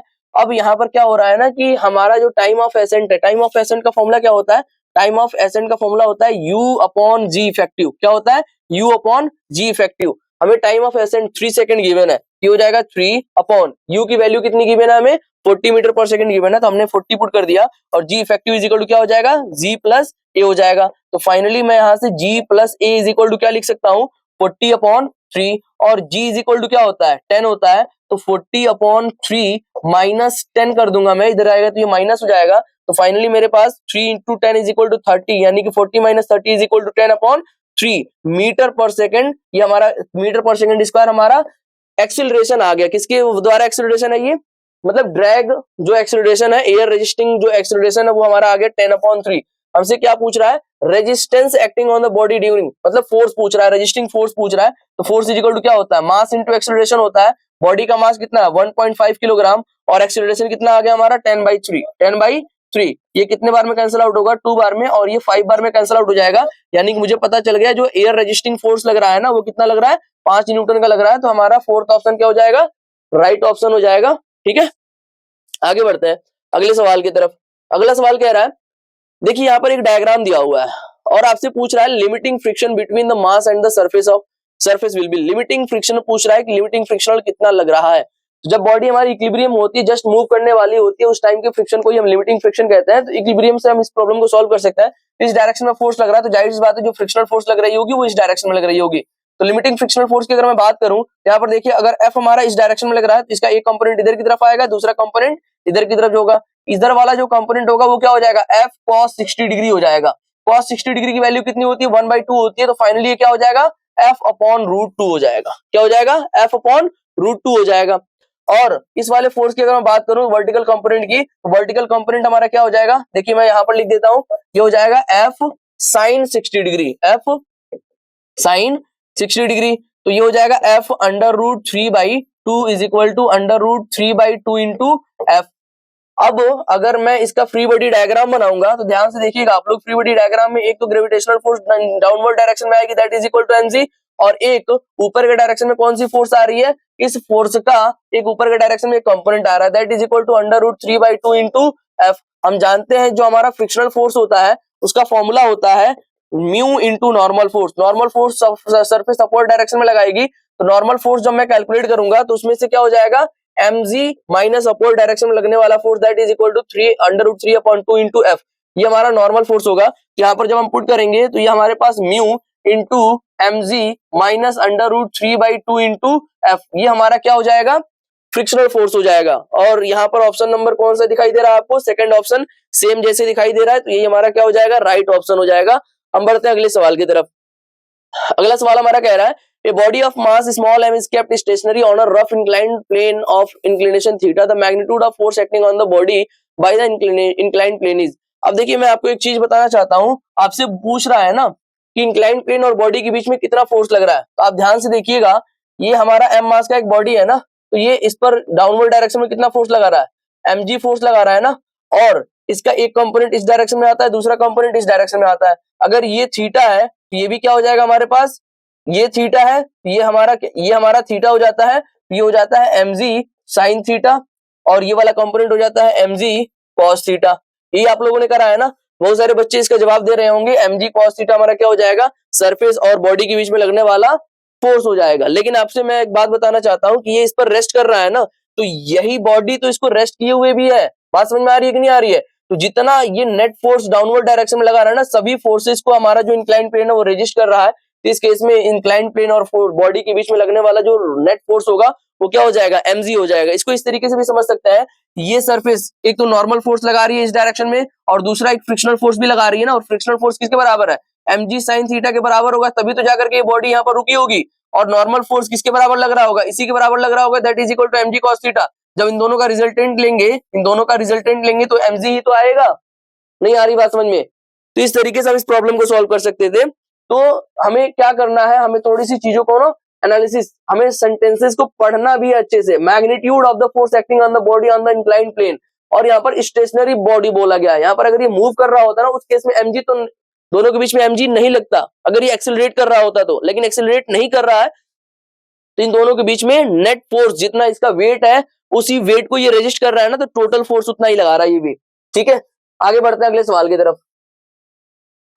अगला सवाल है हमारा, uniform chain of length 2 metre is kept on a table. ठीक है, the total mass of the chain is 4 kilogram, what is the work done in pulling the entire chain. देखिए क्या है, यहाँ पर हमारे पास चैन है जिसकी टोटल लेंथ कितनी है, 2 मीटर है, और कह रहा है 60 सेंटीमीटर नीचे की तरफ लटका हुआ है, यानी कि अगर मीटर में कन्वर्ट करूं तो 0.6 मीटर, और टोटल लेंथ 2 मीटर है, तो इधर की तरफ कितना है अप्रोक्सीमेट, मतलब कितना 2 minus 0.6 is equal to 1.4 metre. हमसे ये कह रहा है कि इस पूरे चैन को इधर से फोर्स लगा करके खींचने में, अगर मैं पूरा का पूरा इसको टेबल पर लेकर के आना चाहता हूं, तो इस चैन को खींचने में जो फोर्स लगेगा, उस फोर्स के द्वारा टोटल कितना वर्क डन किया जाएगा। तो आप लोग जानते हो कि वर्क डन जब भी हम करते हैं किसी बॉडी पर, तो उसमें उतनी ही पोटेंशियल एनर्जी स्टोर्ड हो जाती है, या उसकी पोटेंशियल एनर्जी को कम करने के लिए भी उतना ही वर्क डन करना पड़ता है। तो अगर मैं इसको फाइनली कहां पर लेकर के आना चाहता हूं, फाइनली मैं पूरा का पूरा इसको लेकर के आना चाहता हूं टेबल पर, तो पूरा का पूरा ये टेबल पर आ गया। इसका मतलब क्या है, अगर मैं यहां पर पोटेंशियल एनर्जी कैलकुलेट करूं तो एक पॉइंट को रेफरेंस पॉइंट मानना पड़ेगा। मैं इसी को रेफरेंस पॉइंट ले लेता हूं, मैं यहां पर रेफरेंस लाइन ले लेता हूं। तो यहाँ पर जो बॉडी हमारी रेस्ट कर रही है ना, सारी की सारी पोटेंशियल एनर्जी इस रेफरेंस लाइन के रिस्पेक्ट में क्या हो जाएगी, 0 हो जाएगी। और इस बॉडी की पोटेंशियल एनर्जी क्या हो जाएगी, क्योंकि इसका सेंटर ऑफ मास यहाँ पर लाई करेगा, तो यहां से ये वाली डिस्टेंस लेंगे, और ये डिस्टेंस कितनी हो जाएगी, इसका आधा हो जाएगा 0.3 मीटर। तो फाइनली इस पूरे बॉडी की potential energy along this reference line क्या हो जाएगा हमारे पास, देखिएगा ध्यान से, potential energy is equal to minus का mgh, m कितना हमारा, अब देखिए इसका m भी निकालना पड़ेगा। इसका m कैसे निकालेंगे, टोटल मास हमसे बोला गया 4 किलोग्राम, टोटल 2 मीटर के लेंथ के लिए जो मास है वो कितना है, 4 किलोग्राम है। तो बताइए यूनिट मीटर के लेंथ के लिए मास कितना हो जाएगा, 4/2 इज इक्वल टू 2 किलोग्राम। कोई दिक्कत, तो 0.6 मीटर के लिए कितना हो जाएगा, 0.6 मीटर के लिए 0.6 से 2 में मल्टीप्लाई कर दो, तो फाइनली ये कितना आ जाएगा 1.2 किलोग्राम। यानी कि ये जो लटका हुआ है इसका मास कितना है 1.2 किलोग्राम, तो वही रख देंगे यहाँ पर, तो माइनस का m यानी कि 1.2 into ji is equal to 10 into h की वैल्यू क्या लू मैं यहाँ पर 0.3 फाइनली जब कैलकुलेट करोगे तो कितना आएगा 12 3 जा 36, तो ये हो जाएगा 33.6 हो जाएगा टोटल, कितना हो जाएगा, हाँ ठीक है, 10 से मल्टीप्लाई करने पर 3.6 हो जाएगा, 3.6 जूल आ रहा है हमारा। पोटेंशियल एनर्जी कितना आ रहा है 3.6 जूल आ रहा है, माइनस ही लिख लेते हैं कोई मुश्किल नहीं है। और फाइनली जब इसको यहाँ पर लेकर के जाएंगे तो यहाँ पर पोटेंशियल एनर्जी टोटल क्या हो गई, फाइनल पोटेंशियल एनर्जी क्या हो गई 0 हो गई। Work done is equal to क्या होता है, work done is equal to minus का चेंज इन पोटेंशियल एनर्जी। बताओ फाइनल पोटेंशियल एनर्जी कितनी है 0 माइनस इनिशियल पोटेंशियल एनर्जी कितनी है 3.6, देखिए माइनस माइनस प्लस हो गया, 3.6 जूल हमारा क्या हो जाएगा वर्क डन हो जाएगा। Work done is equal to change in potential energy ही तो होता है, तो कितना वर्क डन हो जाएगा हमारे पास 3.6 जूल। तो इस पूरे सिस्टम को ऊपर लेकर के जाने में, तो टेबल पर लेकर के जाने में कितना वर्क डन किया जाएगा 3.6 जूल वर्क डन किया जाएगा, तब जाकर के पूरी चेन हमारी टेबल पर जाकर के रेस्ट हो पाएगी। तो इस तरीके से हम इस प्रॉब्लम को सॉल्व कर सकते थे। चलिए आगे बढ़ते हैं अगले सवाल पे। अगला सवाल कह रहा है position dependent force F is equal to this, X on a small body of mass 2 kilogram and displaces it from X is equal to 0 to X is equal to 5. The work done in joules is, ठीक है ना, work done क्या होगा, work done का formula क्या होता है, work done का फॉर्मूला होता है F डॉट dx, x के रिस्पेक्ट में फोर्स दिया गया है, तो हम लिख देते हैं 7 minus 2x plus 3x square into dx, कहां से कहां तक, x इज इक्वल टू 0 से लेकर के x इज इक्वल टू 5 तक पूछ रहा है, तो 7 का इंटीग्रेशन x के रिस्पेक्ट में क्या हो जाएगा 7x minus 2x square by 2 इसका इंटीग्रेशन हो जाएगा प्लस 3 और x स्क्वायर का इंटीग्रेशन x क्यूब बाई 3 हो जाएगा। इनिशियल लिमिट 0 और फाइनल लिमिट 5, 3 से 3 कैंसिल आउट हो गया, 2 से 2 कैंसिल आउट हो गया, फाइनल लिमिट पुट करो, ये हो जाएगा 7 इंटू 5 माइनस 5 का स्क्वायर प्लस 5 का क्यूब और माइनस 0 0 0, ठीक है ना। ये हो जाएगा 35 माइनस का 5 5 से 25 प्लस का 125, 35 minus 25 is equal to 10 plus 125 is equal to 135 joule. तो हमारा आंसर क्या हो जाएगा 135 जूल हो जाएगा, यानी कि फोर्थ ऑप्शन हमारा क्या हो जाएगा करेक्ट हो जाएगा। ठीक है, तो इस तरीके से हम इस प्रॉब्लम को सॉल्व कर सकते थे। आगे देखते हैं अगले क्वेश्चन की तरफ, क्वेश्चन नंबर 44। क्वेश्चन नंबर 44 में कह रहा है कि एक टाइम डिपेंडेंट फोर्स दिया गया है आपको 3T न्यूटन, है ना, और बोल रहा है कि 3 मासेस है आपको, जिसमें से 3 किलोग्राम, इसका मास कितना है 3 किलोग्राम, 2 किलोग्राम और 1 किलोग्राम। उसके बाद से कह रहा है कि respective the time after which the blocks started move is, किस टाइम के बाद ब्लॉक मूव करना स्टार्ट हो जाएंगे। ये बताइए सबसे पहले, ये ब्लॉक को मूव करने के लिए यहाँ पर एक कोएफिशिएंट ऑफ फ्रिक्शन भी दिया गया है 0.4। क्या मैं पूरे को एक सिस्टम मान लूं? अगर पूरे को एक सिस्टम मान लेता हूं तो 6 किलोग्राम का ब्लॉक है हमारे पास, 3 + 2 + 1 = क्या हो जाएगा 6 हो जाएगा। इस पर एक फ्रिक्शनल फोर्स लग रहा होगा, दैट इज इक्वल टू, मतलब यहाँ पर जो नॉर्मल फोर्स है डाउनवर्ड डायरेक्शन में कितना फोर्स लग रहा है 60 न्यूटन का, ऊपर के डायरेक्शन में नॉर्मल फोर्स कितना आ जाएगा हमारा 60 न्यूटन का, ये हमारी नॉर्मल फोर्स हो जाएगी। Frictional force is equal to क्या हो जाएगा हमारा म्यू इंटू एन, म्यू कितना हमारा 0.4 इंटू 60 इज इक्वल टू, ये हो जाएगा 24 न्यूटन, यानी कि 24 न्यूटन अपोजिट डायरेक्शन में फोर्स एक्ट कर रहा है। और इस 24 न्यूटन के बराबर अगर हम लिमिटिंग फ्रिक्शनल फोर्स निकाला है, मैंने क्या निकाला है लिमिटिंग फ्रिक्शनल फोर्स, अब इस 24 न्यूटन से ज्यादा या उसके बराबर फोर्स देंगे तो बॉडी मूव करना स्टार्ट कर देगी, यानी कि जो हमारा फोर्स अप्लाई कर रहे हैं that is equal to 3T, ये किसके बराबर होना चाहिए 24 न्यूटन के बराबर होना चाहिए। तो T इज इक्वल टू क्या हो जाएगा 24 डिवाइडेड बाई 3, ये हो जाएगा 8 3 या 24, यानी 8 सेकंड के बाद हमारी बॉडी मोशन करना स्टार्ट कर देगी। तो सेकंड ऑप्शन हमारा क्या हो जाएगा यहाँ पर सही हो जाएगा। ठीक है, आया समझ में? चलिए बढ़ते हैं आगे अगले क्वेश्चन की तरफ। अगला क्वेश्चन है हमारा, ये एक सिस्टम दिया गया है और बोला जा रहा है कि tension in the string will be, अगर ठीक है ये पूरे सिस्टम दिए गए हैं और यहाँ पर इस स्ट्रिंग में आपसे टेंशन पूछा जा रहा है, तो दोनों बॉडी के फ्री बॉडी डायग्राम बना लो। अगर ये थीटा है तो आप बताओ इस पर डाउनवर्ड डायरेक्शन में क्या लगेगा mg लगेगा, इस डायरेक्शन में क्या लगेगा mg साइन थीटा लगेगा। फ्रिक्शनलेस दिया गया है ना यहाँ पर, ठीक है फ्रिक्शनलेस दिया गया है, और इस डायरेक्शन में क्या लगेगा mg cos थीटा लगेगा, इसकी कोई जरूरत अभी आने वाली नहीं है। अगर मैं इन दोनों फोर्स को बैलेंस करूंगा, यहाँ पर बैलेंस करने की बात कह रहा है कि 2 blocks etch having mass m rest on the frictionless surface.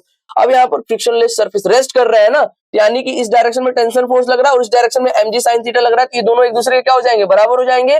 तो रस्सी में टेंशन फोर्स क्या हो जाएगी mg sin थीटा के बराबर हो जाएगी, सिंपल सी बात है। लेकिन यहाँ पर rest on the frictionless surface as shown in the figure if the pulleys are light and frictionless and m are moving, ठीक है ठीक है ठीक है, नहीं रेस्ट नहीं कर रहा है, ये इस डायरेक्शन में एक्सेलरेशन से मूव कर रहा है। तो हमारे पास फॉर्मूला क्या आ जाएगा, पहली इक्वेशन क्या आ जाएगी, mass into acceleration is equal to net force that is equal to mg sin theta minus का t। अगर यहाँ पर बात करूं तो यहाँ पर केवल एक ही फोर्स लग रहा है that is equal to t, और t की वजह से एक्सेलरेशन आ रहा है। तो दूसरी बॉडी के लिए जब मैं फ्री बॉडी डायग्राम का इक्वेशन लिखूंगा that is equal to t is equal to mass into acceleration, यानी मास इनटू एक्सेलरेशन की जगह पर क्या लिख सकता हूं मैं t लिख सकता हूं। तो फाइनली मैंने t लिख दिया, इस t को इधर लेकर के आऊंगा तो इधर आकर के प्लस t हो जाएगा that is equal to mg sin theta. तो finally t is equal to ये 2t हो गया, 2 इधर जाएगा तो फाइनली हमारे पास t इज इक्वल टू क्या हो जाएगा mg sin theta divided by 2। This is tension force, this is tension force, समझ में आया? ये हो जाएगा mg sin theta, third option हमारा क्या हो जाएगा करेक्ट ऑप्शन हो जाएगा। क्वेश्चन नंबर 46, क्वेश्चन नंबर 46 में क्या कर रहा है, एक HCl मॉलिक्यूल है और इन दोनों के बीच का डिस्टेंस, एक हमारे पास HCl मॉलिक्यूल है, हम जानते हैं H जो होता है हाइड्रोजन जो होता है और एक Cl है, दोनों मिलकर के HCl एक मॉलिक्यूल बनाते हैं। इन दोनों के बीच का सेंटर ऑफ मास के बीच का डिस्टेंस ना 1.27 एंगस्ट्रॉम है, ठीक है।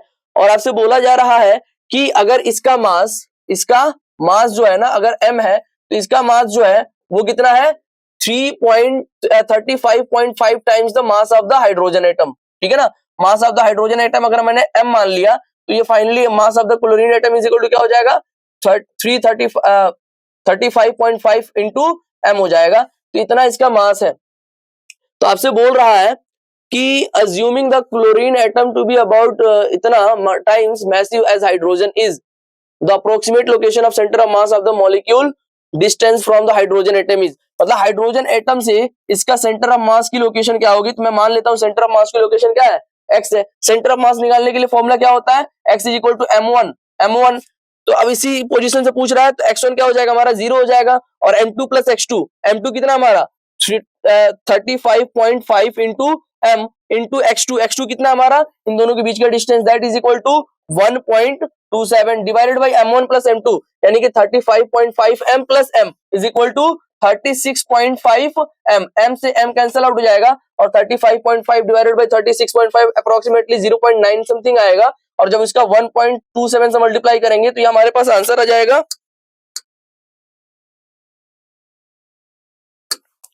ये हो जाएगा हमारे पास 1.24 एंगस्ट्रॉम। ठीक है, आप लोग अंदाजे भी टिक कर सकते हो क्योंकि ये अप्रोक्सीमेटली 0.9 के समथिंग होगा, जब मल्टीप्लाई करेंगे तो ये 1.24 एंगस्ट्रॉम के करीब ही आएगा। तो ये हमारा क्या हो जाएगा, राइट ऑप्शन हो जाएगा। आगे बढ़ते हैं। अगले सवाल में कह रहा है कि एक सर्कल है रेडियस r का और सेंट्रीपिटल एक्सीलरेशन आपको गिवन है 4/r²। The momentum of the particle is, बताओ सेंट्रीपिटल एक्सीलरेशन का फॉर्मूला क्या होता है, रेडियल एक्सीलरेशन या सेंट्रीपिटल एक्सीलरेशन का फॉर्मूला क्या होता है, v²/r। और वो क्या गिवन है आपको, 4/r² के बराबर गिवन है। तो एक r से एक r को मैं कैंसिल आउट कर दूं तो v² इज इक्वल टू क्या हो जाएगा, 4/r हो जाएगा। कोई दिक्कत इसमें किसी को?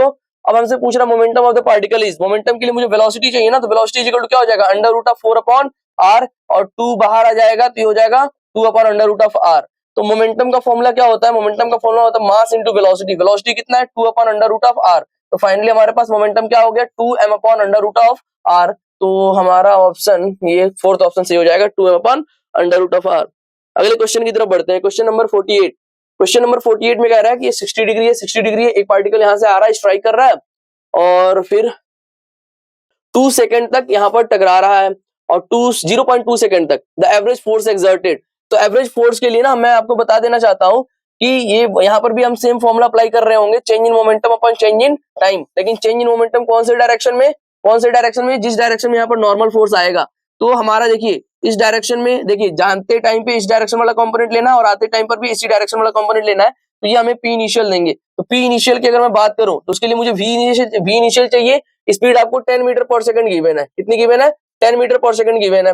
और 3 kilogram rigid speed angle 60 degree with wall, it gets reflected with the same speed से रिफ्लेक्ट हो रही है और वो 10 मीटर पर सेकंड से ही रिफ्लेक्ट हो रही है। तो अगर ये 60 है तो ये कितना हो जाएगा, 30 हो जाएगा। तो ये 10 cos 30 डिग्री और cos 30 डिग्री की वैल्यू कितनी होती है, √3/2 होती है। हमारे पास फाइनली ये क्या हो जाएगा, 5 √3 मीटर पर सेकंड हो जाएगा। और ये वाली वेलोसिटी भी कितनी हो जाएगी, 5 मीटर पर सेकंड हो जाएगी। पी इनिशियल की अगर मैं बात करूं तो उसका डायरेक्शन इधर की तरफ होगा और पी फाइनल की बात करूं तो उसका डायरेक्शन इधर की तरफ होगा। अगर मैं चेंज इन मोमेंटम डायरेक्टली निकाल लूं, दोनों का डायरेक्शन एक दूसरे से अपोजिट डायरेक्शन में है, तो मैं डायरेक्टली 2 से मल्टीप्लाई कर सकता हूं। 2 इंटू मास इंटू वेलोसिटी। मास कितना गिवन है आपका इसका, यहाँ पर मास 3 किलोग्राम गिवन है और वेलोसिटी कितनी गिवन है आपकी, 5 √3। तो फाइनली हो जाएगा 5 × 3 is equal to 15 × 2 is equal to 30 √3। ये हो जाएगा हमारा चेंज इन मोमेंटम। तो यहाँ पर पुट कर देते हैं 30 √3 डिवाइडेड बाई कितने टाइम के लिए हो रहा है, ये 0.2 टाइम के लिए हो रहा है। तो ये हो जाएगा 150 √3 न्यूटन, यानी 150 √3 न्यूटन का फोर्स यहाँ पर अप्लाई हो रहा है। तो थर्ड ऑप्शन हमारा क्या हो जाएगा, सही हो जाएगा। चेंज इन मोमेंटम मैंने डायरेक्टली निकाल लिया। आप लोगों को ध्यान में रखना है कि इनिशियली इस डायरेक्शन में जा रहा है, फाइनली इस डायरेक्शन में आ रहा है। तो अगर इस डायरेक्शन को मैं पॉजिटिव ले लेता हूं तो positive minus negative is equal to क्या हो जाएगा, मतलब माइनस प्लस हो जाएगा और दोनों मोमेंटम एक दूसरे के साथ जुड़ जाएंगे और वेलोसिटीज में कोई चेंजेस नहीं आ रहे हैं। तो दोनों डायरेक्शंस में जो मोमेंटम आने वाला है वो सेम आने वाला है। तो दोनों से इसीलिए 2 का मल्टीप्लाई कर दिया था मैंने। यहाँ पर एक सवाल गिवन है कि अगर v डॉट वेलोसिटी से m3 जाता है और यहाँ पर टकराता है तो इन सिस्टम ऑफ मासेस है या सिस्टम ऑफ स्प्रिंग और मासेस है, इसकी वेलोसिटीज के बारे में कुछ स्टेटमेंट दिए हुए हैं और इसमें से हमें करेक्ट को चूज करना है। बोल रहा है move with non uniform acceleration, अगला है हमारा मूव विद यूनिफॉर्म वेलोसिटी। मैं आपको बता देना चाहता हूं कि ये पूरी जो सिस्टम है ना, अगर मैं इसको v नॉट वेलोसिटी से अगर ये इसको स्ट्राइक करता है और यहाँ पर एक इलास्टिक कोलिजन होती है, जैसे कि यहाँ पर सवाल में दिया हुआ है, तो इलास्टिक कोलिजन में ना जो वेलोसिटी होती है ना वो वेलोसिटीज ट्रांसफर होती है, ठीक है। और वहां पर हम इक्वेशन को अप्लाई करके जब कैलकुलेट कर रहे होते हैं तो हमें ये पता चलता है कि जो इस पूरे सिस्टम की वेलोसिटी है वो यूनिफॉर्म वेलोसिटी से मूव करने वाली है। पूरी सिस्टम यूनिफॉर्म वेलोसिटी से मूव करने वाली है। इन दोनों की वेलोसिटी चेंज होती रहेगी आपस में, लेकिन पूरे सिस्टम की जो वेलोसिटी होगी वो यूनिफॉर्म होगी, क्योंकि ये क्या है, यूनिफॉर्म है। तो हमारा सेकंड ऑप्शन क्या हो जाएगा, सही हो जाएगा, बाकी सारे गलत हो जाएंगे।